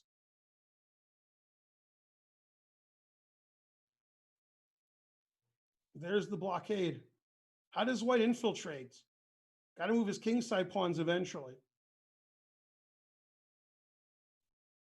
He doesn't want to play f6, but can't give up his g7 pawn. 6 seconds, and now g6 is really weak. 2 bishops and an extra pawn should be winning, but Black's got a good blockade there. Speaking of a blockade, both sides are blockading. Okay, the engine likes Black because Black has more space. It looks like a reversed Old Indian. Very solid and passive position for White. And again, this is sort of an Armageddon game. Korobov must win. He's down 2-1. Must win with Black. There's no other option. Okay, and his position is really good. More space in the center, kingside attack possibilities, and 2 bishops. Really good position here for Black. Good winning chances. Korobov needs to win to force Armageddon. All right, and Pankratov using the Soviet school of chess, extra pawn, 2 bishops, advance, more time on his clock. The blockade is broken on the D pawn. 2 passed pawns for White. White should win. Come win this pawn. Yeah. Bishop e6 check is coming if the knight moves. So you can never take on a4. Bishop e6 is really strong. He's waiting for that, but he won't do it. Now bishop e6 is good. All right, 4 seconds for Sevian. Can he draw this position? Can he maintain the blockade? Bishop e5, excellent move. Can't take it because of queen. Here comes this pawn. White should be winning, but both sides have seconds left. Even material, but two really advanced passed pawns and the two bishops. Really exciting. Must-win game for Korobov. He's down 2-1. For a must-win game, Korobov's doing really well. Really exciting position where he has the advantage. Two bishops, open G file, pressure on the D pawn, diagonal's weak. Really good winning chances for Black. If Korobov wins this game, we're going to see an Armageddon. This is game 3. They're a game behind.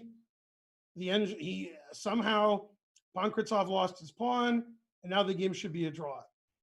Just 2 pawns each. All right, this has to be a draw. There's just no way for anybody to win.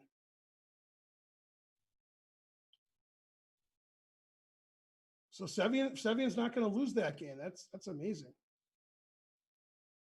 Got to take with the pawn if you want to win. Guess he didn't want to win. All right, and they drew their game 1.5, 1.5. Whoever wins the next game wins the match. And if they draw, Armageddon. Korobov still with the advantage, less time on his clock. Very interesting double-edged position. Black has a lot of weaknesses in his position here. B pawn weak, C pawn, some of these squares. He's got 2 bishops.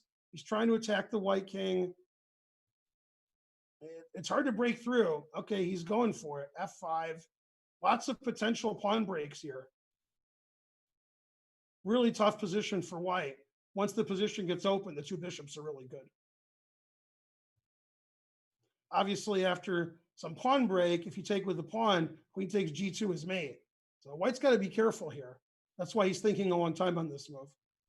We've started game 4 of this match.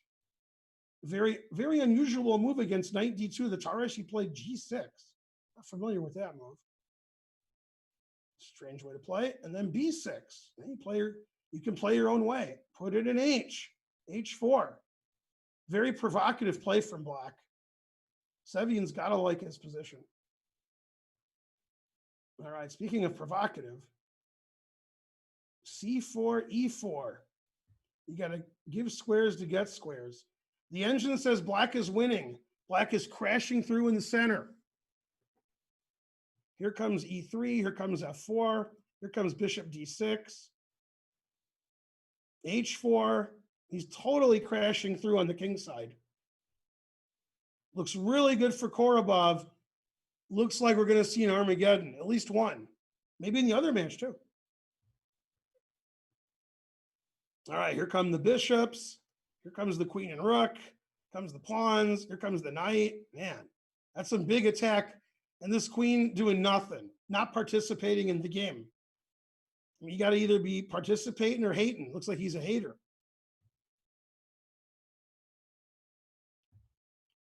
Whoever wins this game wins the match. If it's a draw, they go to Armageddon. The engine likes white, but it's a 3-minute game. It's very complicated, weird position. It's not clear where white's king is going to go. Really can't castle queen's side. Staying in the center seems too dangerous. But nobody's castled yet. We're on move 15. What will my chess students say? All right, Black totally crashed through. White has 5 seconds. Black has forced mate. Armageddon. Korobov won when he had to. Now he's going to checkmate him. White resigned. White's getting mated on F2 and G1 and G3. It's all happening. So he resigned, and they're going to play an Armageddon. It's 2-2. Korobov did it. He had to win with Black, and he did. Overtime. Chigayev just loves to play overtime. He can't help it. He's like, I want overtime every match. I love Armageddon. This game is a draw. It also goes to Armageddon. It'll be 2-2. So we got a match that's 2-2, a match that's 1.5, 1.5. I guess we found the right 4 guys for the semifinals. Very evenly matched. Lots of pressure on all the players.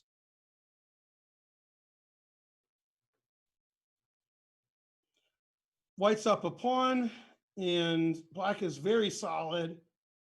The knights for white don't seem to do anything to attack black. And black's trying to get some advantage on the queen side. He's going to put pressure on the white pawns here. The less pawns you have, the more open files you have. Gotta be worth something. Sevian's up a pawn, but very difficult to win the game.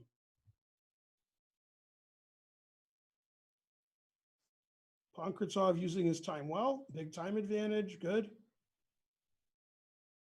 Very good play, I think, this game by both players. Lots of potential weak pawns here. All those pawns could be lost. Armageddon.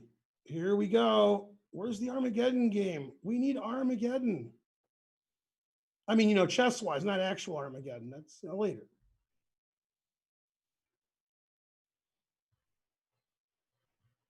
Waiting for the Armageddon. And if this game is a draw, Armageddon here too. And if somebody drinks my Perrier's in the fridge, also Armageddon. So Armageddon everywhere, all over the world. All right, black's getting compensation. He's got a great knight, putting pressure on this pawn. White puts pressure on this pawn. All the pawns have pressure. What would Billy Joel say? Okay, the engine says all zeros. That's what I want to see. I want to see Armageddon. Commentators want to commentate. All right, so that was a draw.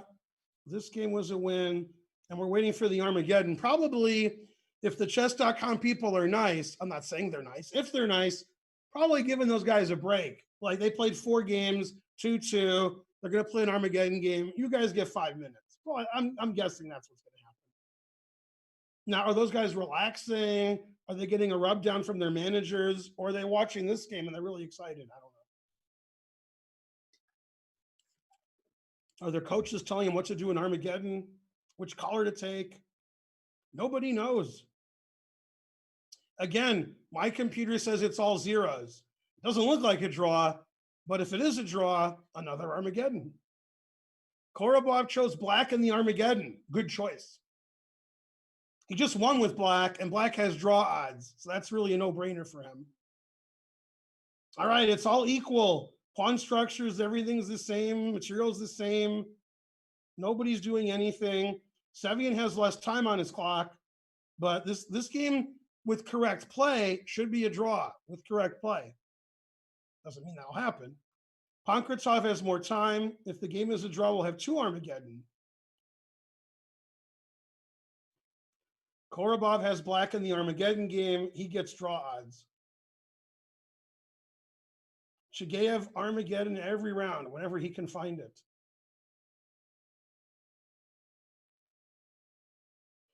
"29 seconds to 1 minute. Pankratov has more time.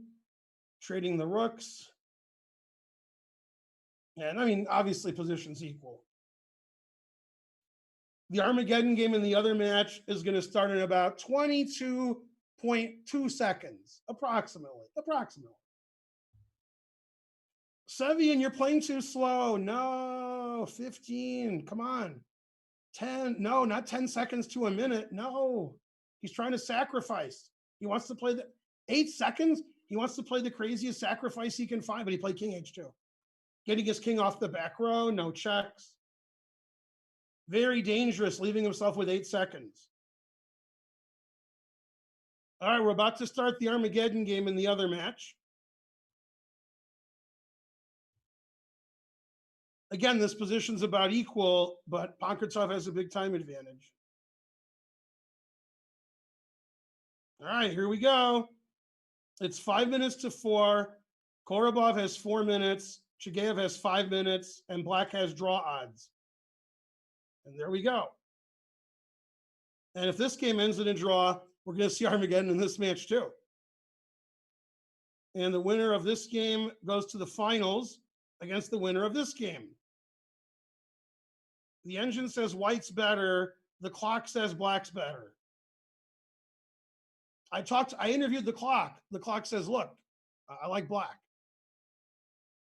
The clock says black's doing great here. All right, he's thinking forever. 15 seconds. White's slightly better. White's trying to attack that king. All right, we have an Armageddon game here. Not too exciting yet. He did sack on e6. That was correct. Now both sides might have perpetual check. Then we have another Armageddon game. White stopped all the checks. White's up a pawn. White has good winning chances. Excellent winning chances. If Sevian wins, he wins the match. He should win this game. He should have a winning position now. He's a pawn up. There's no perpetual check. Should be okay.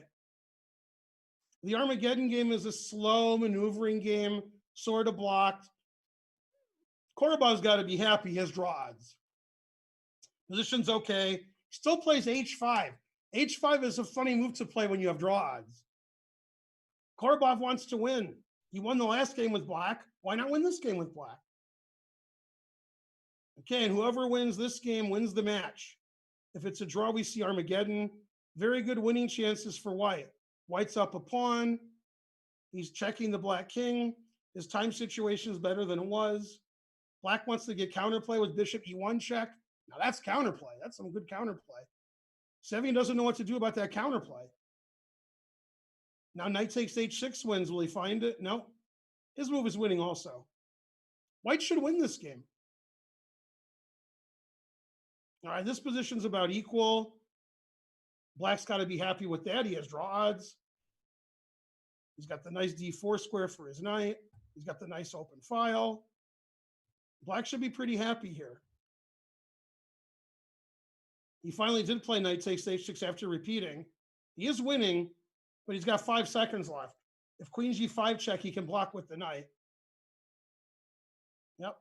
That should just be winning. Should just be winning for White. Knight g4. He's up 2 connected pass pawns. e6 pawn is weak. There's no perpetual check. He should win. Sevian should win this game. Oh, trading queens isn't good. Not good for black. Oh, he didn't trade queens. I'm shocked. I would trade queens if I was White. Gets through to the counterplay. Wow, he moved with half a second left and hung his queen. Oh my God. Sevian hung his queen with half a second left. Wow. He almost lost on time, but instead of losing on time, that's why White should have traded queens, make it easier on himself. Instead, he hung his queen. Wow, Pankratov going to win the match. Amazing. Wow, Pankratov wins the match. Sevian hangs his queen with half a second on his clock instead of trading queens. Amazing. So Pankratov wins the match, 2.5, 1.5. Wow, just as Sevian was winning and could have traded queens, he decided to keep the queens on. He was still winning, but he forgot about bishop e1 check. He forgot about it. That was Black's counterplay all along. What a blunder. All right, so Pankratov is in the final. He beats Sevian. Sevian's going to be pretty mad. Better get some new computer equipment. And Chigayev is playing Korobov. Korobov has draw odds. The engine says White's winning. Somehow he won this d-pawn.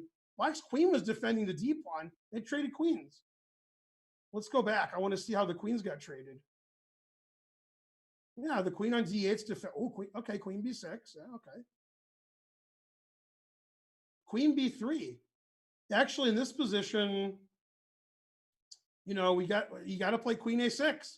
The engine says Black's better after queen a6, but he gave up his d-pawn. Ooh, that wasn't good. Well, now he's just losing. That d-pawn's a monster. Takes and d6. d6 is coming. Okay, he stops d6 for the moment, but for how long? That rook is trapped. Yeah, very bad position for Black. Rook a6 is coming. The rook can't move on d3. White has more time. It's looking real bad for Korobov. It looks like it's going to be Chigayev against Pankratov in the final. Pankratov winning Sevian's queen in the last game in a lost position. The engine says White's completely winning. The king is no good. This rook is great. Passed pawn. The rook is trapped. White's up a pawn now. And it should just be winning for White. If somehow Korobov can trick him and draw the game, he wins the match. Black does have draw odds. So it's not over. The engine says white's winning and easily, but it doesn't look easy to me. It looks complicated. Both kings are in trouble. This rook is excellent. So it's easy for the engine, not easy for us. So far, things have gone Chagayev's way this game. Bishop d4 was played. Lots of moves are good for white. Rook check, bishop f4. Every reasonable move is good for white. That pawn's a monster. This king is exposed. This pawn's weak. This rook is defending this pawn. This rook wants to get on the 7th rank. Come on, man. Yeah, white's rook wants to get on the 7th rank. Both kings could potentially get in trouble. Plays d6. Bishop g5 is winning right away. If rook takes, I check. He found it. He found bishop g5. Excellent. Amazing tactic. If rook takes, bishop e7 check. Otherwise, that's pretty good. Yeah, and now white's just winning. White's up in exchange. White's king is safe. Yeah, it's the same tactic. Here comes the other rook. Completely winning for white. Korobov's going to need white to blunder here and try to set up some kind of draw, but I don't see how to do it. Black has no counterplay here. That d pawn is too strong and he can't take it. He's not going to lose the d pawn and it's too good. Rook e6 is crushing. Bishop takes d8 is crushing. Every reasonable move is winning. And white has a lot more time.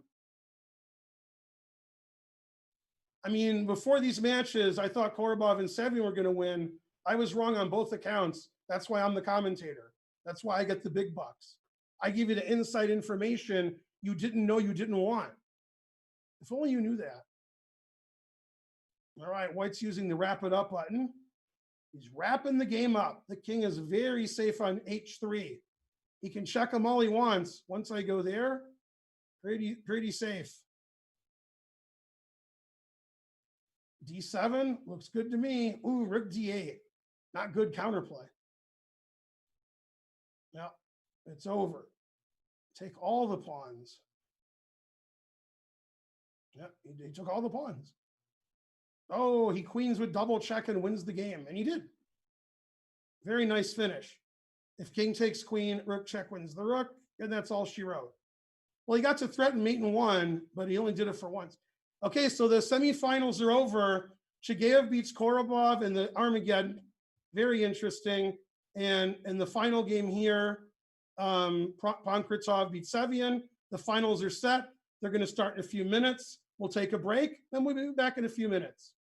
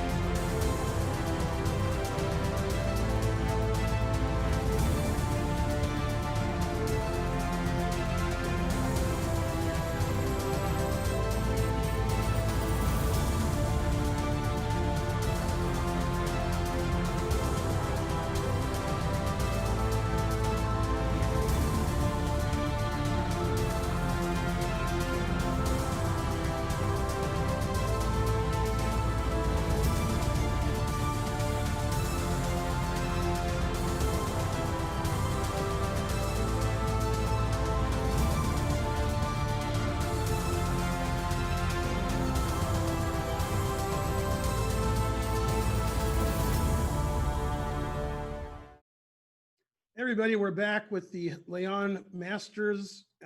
Well, the finals are coming up. We have the quarterfinals, a really exciting semifinals. I'm sure the players who lost in the semifinals are still upset. Korobov and Sevian, they had a tough time. They looked like they might win the matches and things didn't go their way. And now we're set with the finals, Chigayev versus Pankratov. They'll be starting in a few seconds. Same format, 3-minute, 2-second increment, best of 4-game match. And if it's 2-2, we'll have an Armageddon again. We've had a lot of Armageddons so far, and they've been really exciting. That's what you get with 3-minute and 5-minute chess, lots of excitement. And yeah, I'm sure Sevian's still upset about blundering his queen there with that bishop e1. That was tough. But those things happen. This was the key position. He played queen h4, bishop e1 check, and it's all over. And just a few moves before, right here, queen takes f7 check is winning, trading queens, but he kept the queens on, and then the very next move blundered his queen. That's unfortunate. All right, so Pankratov, Chigayev in the final. I don't know who the favorite is. They're both very strong blitz players we've seen in the quarter and semifinals. So pick your favorite, but it's going to be a close match, that's for sure. Not the two that I would have predicted to make it to the final, but I guess in 3-minute chess, it's hard to predict anything. Not easy anyway. I hope you enjoy the coverage here. I haven't done live commentary in a long time, and usually when I do, it's my channel, so, you know, it's not as high level as here. These guys are too good, man. All right, but they make blunders too. If it was slow chess, it would be slower and less blunders, but probably less exciting. All right, Pankratov has white in the first game, and there's only one game to be looking at, so now I can really focus. Okay, f3 in the King's Indian. That's the main idea, is to avoid a normal Grunfeld and usually transpose into a Samish variation. Okay, now white might play knight e to c3 and not play the regular Samish with knight b to c3, which is another advantage of playing f3 first before knight c3. Let's see if he does that. Yeah, he doesn't even know himself if he's going to do it. We saw this pawn sacrifice earlier in Korobov's game where black played b5 and I was confused. Well, he stopped b5, he played a4. It's anti-positional, and it really shows that white has no interest in castling queenside, which sometimes he does in this opening. So he's just going to try to stop black from getting counterplay, keep his good center, and eventually castle kingside. a4 is a very unusual move, giving away the b4 square, moving another pawn. But that's the variation to avoid playing knight c3 right away. So you can play the other moves first and avoid the Grunfeld. All right, will white play d5 and get us into a very unusual Benoni? I think I would. That Benoni to me seems good for white, whereas if we just trade on d4 or c5, that seems like a6, a4 might have helped out black with the dark squares. Okay, he played a5 himself. Wow. These guys play really interesting chess, which is why they're in the finals of a 3-minute tournament. If you're a very creative player, especially in the opening, you either get a big time advantage or you put a lot of pressure on your opponent. There's another creative move, knight to h5.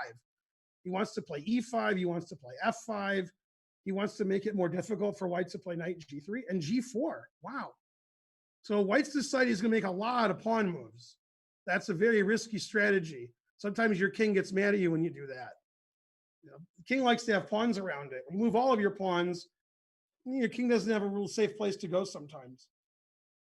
So I've been surprised by the last few moves of both players. I would have played d5 early if I was white. I definitely wouldn't have played knight h5, and probably not and then h4. Wow. I mean, it can't be right to play g4, h4, a4, a5. So we'll see if he gets punished for that. The engine likes it. It says move all your pawns. So white has, I guess, advantages in all three parts of the board. But later in the game, if black can survive the onslaught, white's king is going to have a tough time. That's actually pretty funny. The engine says b4. It's the only pawn that hasn't moved. I mean, it stops knight c5. defends the A pawn. It's funny to move all 8 of your pawns in the first 15 moves. You don't see that very often at the grandmaster level. Very unusual position where white's advancing on both sides of the board.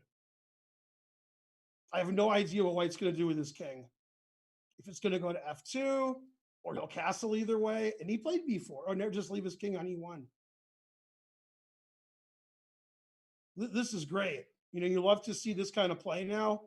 I really, one of the pet peeves of a lot of people, including me, is, 25 moves of theory, all zeros, pretty reasonable play in a draw. That's at the super grandmaster level, you see that a lot.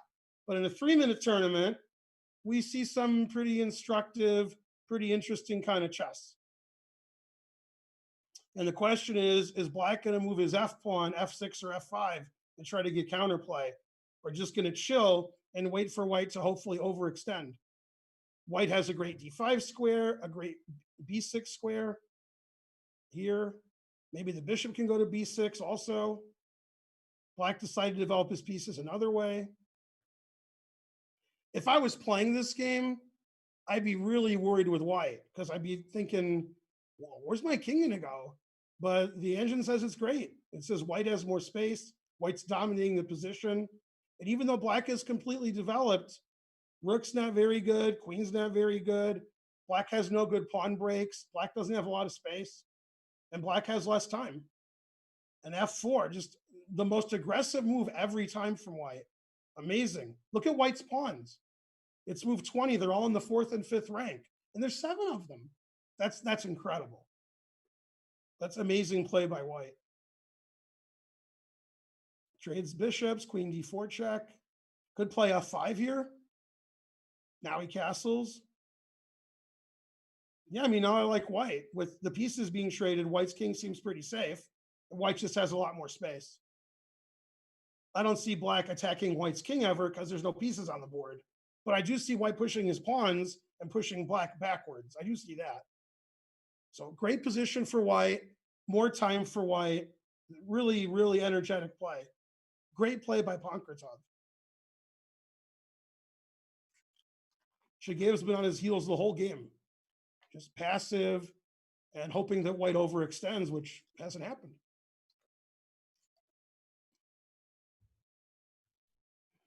He's burning tons of time. 37 seconds left. Attacks the rook. Not sure why he did that. Maybe he wants to move his e-pawn? I don't think so. I'm not sure why he played bishop h3. He could play queen d7 and bishop g4. That's actually reasonable. Get his rook to c8. Okay. But he's really burning a lot of time. Okay, queen c8. He could play bishop g4 soon, can play f5 soon. And the reason he didn't play queen d7 is white could play c5 and the d pawn is pinned. So he's getting his queen off of the file of white's queen and rook. Played f5 and then e5. The engine doesn't like that. This position, Black could have played queen c6 threatening mate.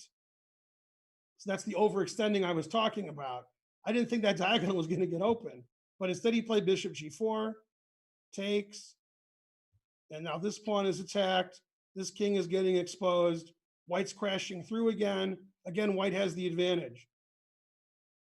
Queen takes d6 is a very good endgame for white. That pawn on b6 is really strong. He played rook c1 instead. Didn't want to allow queen takes c4.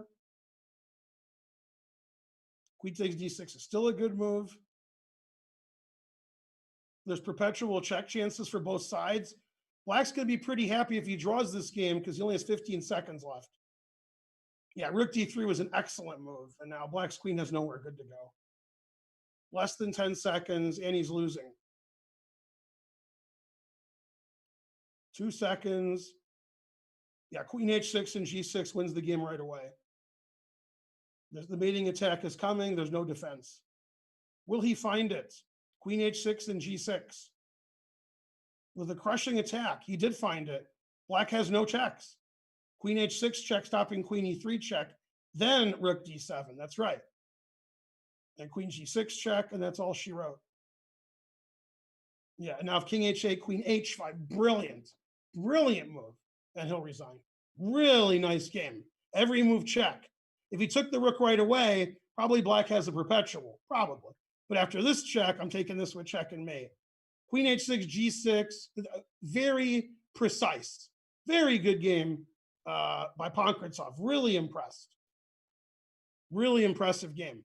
Pankritsov's up 1-0, and that was a great game. Very energetic, very accurate at the end. Big time advantage. Great start to the match. Okay, he's black in a 2 knights. Little unusual variation here. You don't see it at the super GM level in slow chess a lot. In blitz, bullet, and rapid, we see all kinds of good stuff. All kinds of new openings. B3, he wants to play bishop to A3. You don't see B3 very often in a 2 knights. The bishop always has F4 and G5, so usually we're not looking for somewhere else to put it.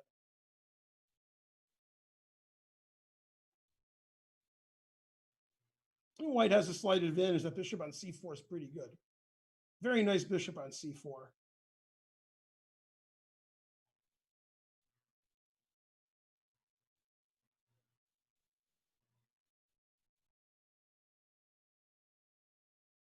Probably doesn't want to trade queens here. Queen F4, queen C5. Put pressure on F7, get the knight to C3, rook to D1, and white's just better. Okay, good. Black wants to trade queens, so queen F6, very good. All right, and white eventually is forced to trade queens because his rook was hanging and his queen was hanging. And white's a little bit better here. White's rook is on E1, that's better than the rook on F8. And my bishop on C4 is putting a lot of pressure on F7. Small advantage to white. Probably both sides are satisfied with the outcome of the opening. Will he play knight D5, bishop D5?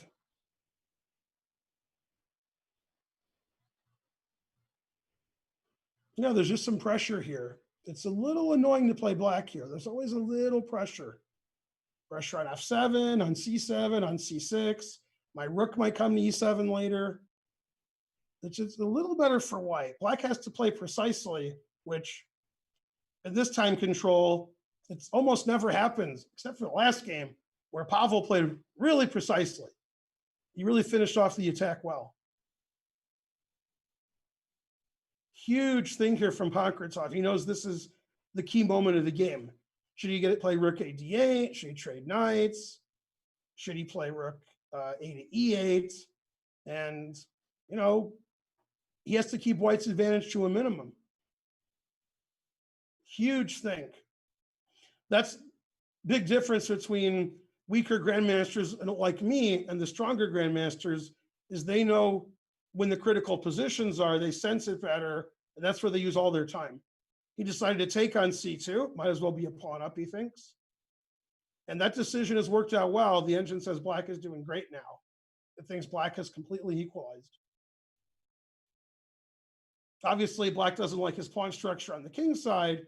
Those pawns are hard to attack. Black's a pawn up. White has tremendous compensation, obviously. Rook C8, rook C1, bishop C6, bishop E7. All right, and white should play bishop takes C6 here and knight to D4. And somebody should give black the copy of the book Pawn Structure Chess. Huge time advantage for white. White has an advantage on the board. Better pawn structure. The engine wasn't thrown with rook Fe8. It wanted to play knight B4. Give up the B pawn, get counterplay with the knight. Get the other rook into the center. You know, black saving his pawns when white ruins them with bishop C6. Maybe those aren't pawns you want to save. Huge thing here by Chigayev. The engine says he has to take on C6 and play knight D4 if he wants to maintain his advantage. Black has all weak pawns in that instance.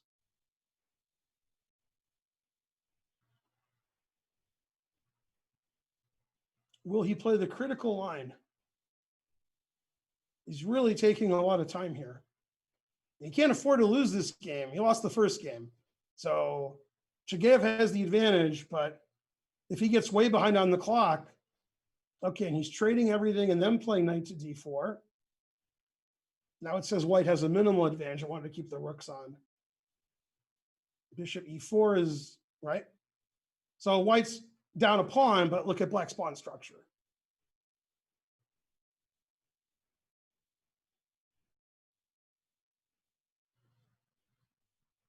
Does white want to trade rooks? Is that why he played rook e1?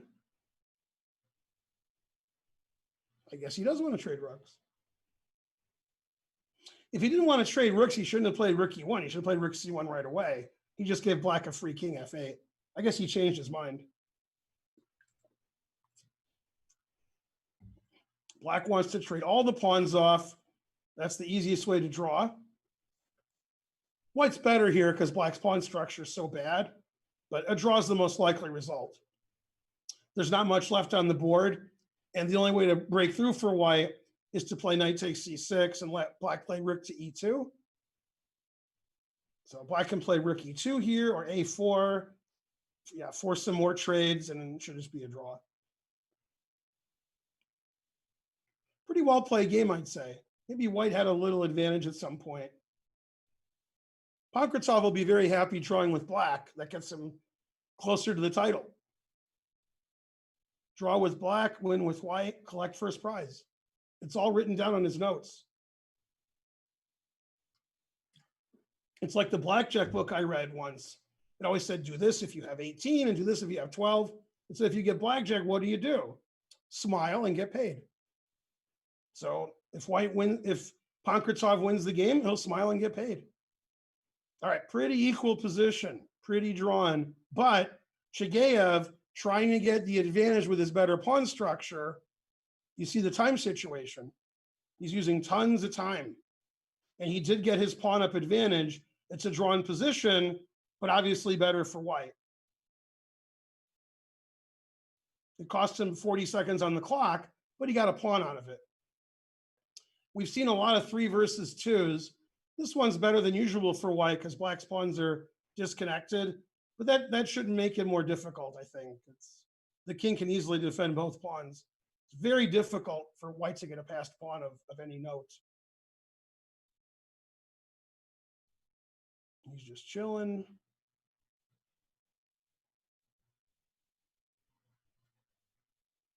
But okay, I'd be very happy if I was white. You have sort of a dead drawn position. And now I'm pressing. I can't lose. I have some chance of winning, not much, but some. Hopefully not another 185 move game.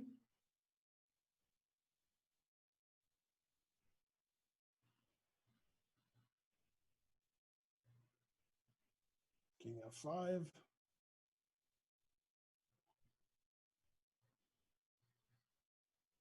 Not easy for white to win. If you play g5 and I take, your f pawn's pinned. So you can't get those connected pawns.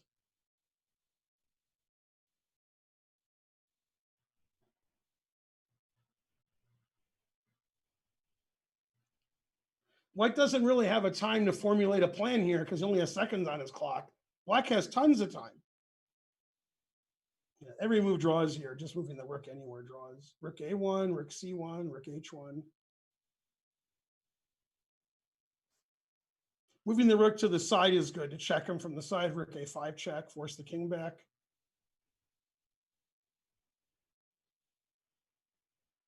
Black has plenty of time on the clock. Taking is okay also. Can't play king f6 because the f pawn's hanging.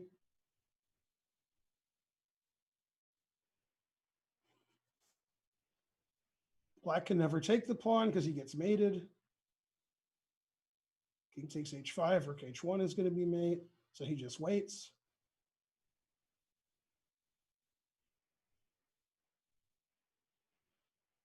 Still trying to win, trying to get that f7 pawn.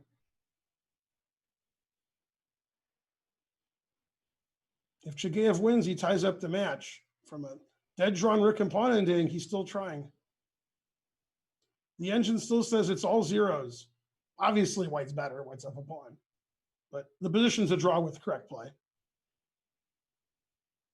Now he should move his rook to the side so he can defend his pawn if the king attacks it. He doesn't want to play passively. But okay, white's going to play king f7, king f6, king f7. So might as well defend your pawn.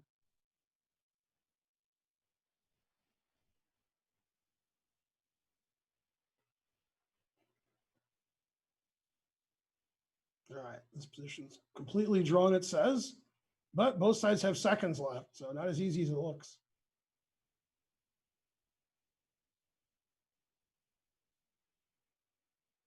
King takes h5 now draws, as does all the rook moves. Also good. Now king takes h5 is the only drawing move, and he played it. Move the rook to the side so you can check from the side. Very good. And check from the side. Very good. Excellent. Yep. Very good play by black. Yep. Just move your rook back and forth. He plays f7, you perpetual him. That's it. Move the rook back and forth. Yep. And now rook g6, rook h6 draw. Very nice play from black. Good defense. All right. So excellent draw. Well played by both sides, I would say. Pankrazov won with white. A very nice game. He defended with black, and he was successful. And he drew. Pankrazov's up 1.5 half. He's white in the third game. If Pavel wins this game, he wins the match. Are they going to follow the first game? G6, F3. Chigayev's thinking about it. Can I do something else? He says. Pankrazov definitely going to follow the first game. Chigayev does something different. First, different move order. Regular King's India move order. Will he still play F3 and play the same-ish? It's all the same-ish to him.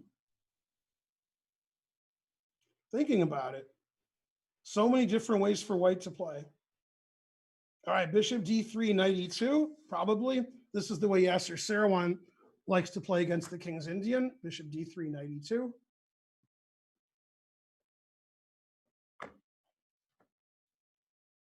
Could still play f3 later and make it look like a same-ish, like the first game. All right, we have a Bodoni type position.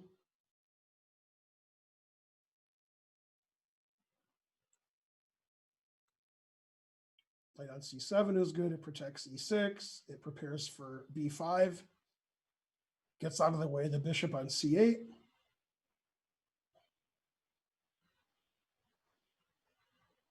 And black didn't play a6 before b6 because white could play a5. He wants to meet a5 with b5. Well, he could play a5 now, but he didn't. He played bishop f4.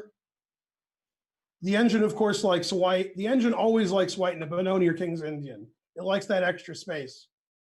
It thinks all positions are good for white. Once that pawn's on d5, your chess engine says white's better. It loves that pawn on d5. Really cramps black's pieces. If Pankrazov wins, the match is over, and he's the champion. Pankrazov won the first game. They drew the second game. This is game 3. Chigayev really needs to win this game, tie the match up. Very solid play by Pankrazov. Just slowly trying to squeeze his opponent, get more space everywhere, stop the counterplay, not let his opponent do anything. Very difficult to do in blitz chess. Whenever I try to do that in a blitz game, I always miss something. Oh, there's a tactic I missed. I'm slowly squeezing my opponent, but I miss a tactic.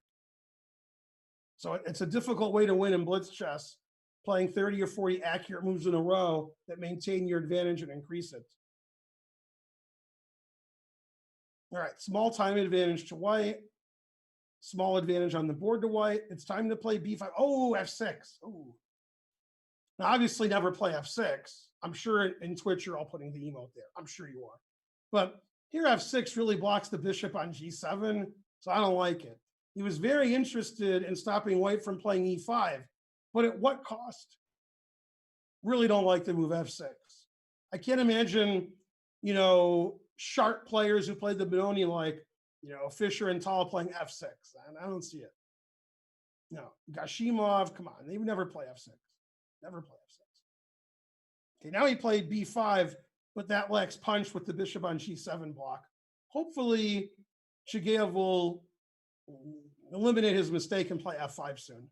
Get that bishop going on G7. There we go. All right, you're forgiven, Shigeev. All right, these pawns lock down the queen side. Got lock that down. Don't let black do anything. Okay, the knight can't move anywhere good. And keep the advantage in the center. Black's going to have to move his knight this way to get it to a good square. This bishop, not very good. White still has the advantage, of course. White wants to get off this diagonal, so probably rook b1 soon. If white wins the game, the matches they played, rook c1. That surprises me. Doesn't want to fight for the b file. Giving away the b file. Yeah, now we could play knight e8, try to go to f6, rook b3, get some counterplay, bishop d7. With the rook on c1, this pawn's not defended as much, so when the knight goes to e8, we have a5 being weak. So this move, not the most accurate. You know, in 3-minute chess, I'm trying not to hang all my pieces, so maybe accuracy is not super important, just fast and reasonable.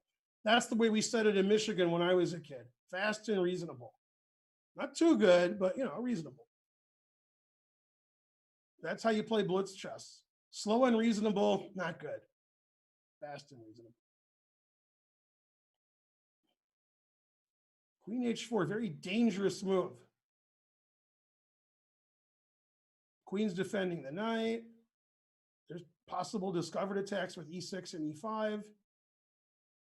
White wants to play knight g5 maybe at some point.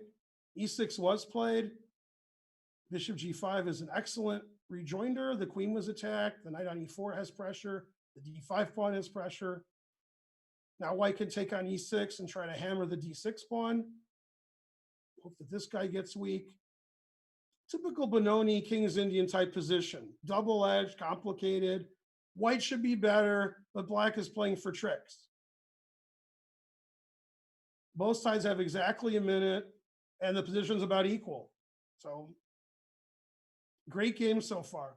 Once again, if Pankratov wins, the match is over. He's up 1.5-1/2. It's a 4-game match. Shigeev really wants to win and tie the match up. Opposite colored bishops, weak pawns for both sides. I mean, white's king is safer than black's king. D6 pawn is on an open file, weak. Should be better for white. Huge think about bishop d3. Queen f7. Now bishop e7 is a good move. He played all the way back to a1. Wow. Also interesting. All right, Shigeev getting a little time trouble here. They were equal on time, but he had a big think about bishop d3. Now he's having another big think. One more big think, and the match is over. Don't have time to think here. Bishop takes, rook takes. What's he going to do? Queen f4. Trade queens, knight takes, and white's better in that endgame. Good drawing chances for black. You have to take the queen. The rook's hanging on c1, so you had to take the queen. Yeah, white's just slightly better. The d6 pawn is weak. The bishop has a great diagonal. White's king is a little safer. White has 30 seconds extra. Nice position for white. What white wants to do is really take that a6 pawn. Then the a5 pawn is tough. He really wants to take on d6 and a6. 9 seconds for black, and bishop e5 is a really strong move, and he played it. Looking bad for Shigeev. Looks bad. Take on d6. It's not looking good. It looks like this might be the last game of the match. White's up a pawn. White has more time. White has the safer king. White has that outside past a pawn that he wanted. Very difficult position for black. Can he escape? He needs to draw the game to play game 4. Way behind on the clock also. Bishop on e5 is a monster. What a great bishop. Controlling a lot of the squares the knight can go to, stopping c3. That a pawn's a monster. Looks like rook b8 would win, and that wins too. Because if you take bishop d4 wins, there's no rook a1 check. The bishop stops that. Yeah, rook b8, and that's it. That's all she wrote. And the match is over. Yep, and rook a4. And that's it. Well, king takes. All right, so Pankratov wins the match, 2.5. Pretty nice game from Pankratov, I think. Very nice match. I mean, Pavel played virtually perfectly. I mean, Shigeev didn't have a lot of chances in any of those games. He won with white. He drew with black. Pankratov did what he was supposed to do. Very nice. Yeah, a great match, a great win. I really enjoyed doing the commentary for this tournament. The matches were all exciting. There was some upsets in my mind. There was some really good play. And I hope to see you guys again soon here on the Chess.com Twitch. It's my favorite Twitch channel. I'll see you guys next time. This is Grandmaster Ben Feingold for Chess.com. You've been watching the Leon Masters finals, semifinals, and quarterfinals. Pankratov is the champion. Shigeev is the runner-up. Bye, everybody.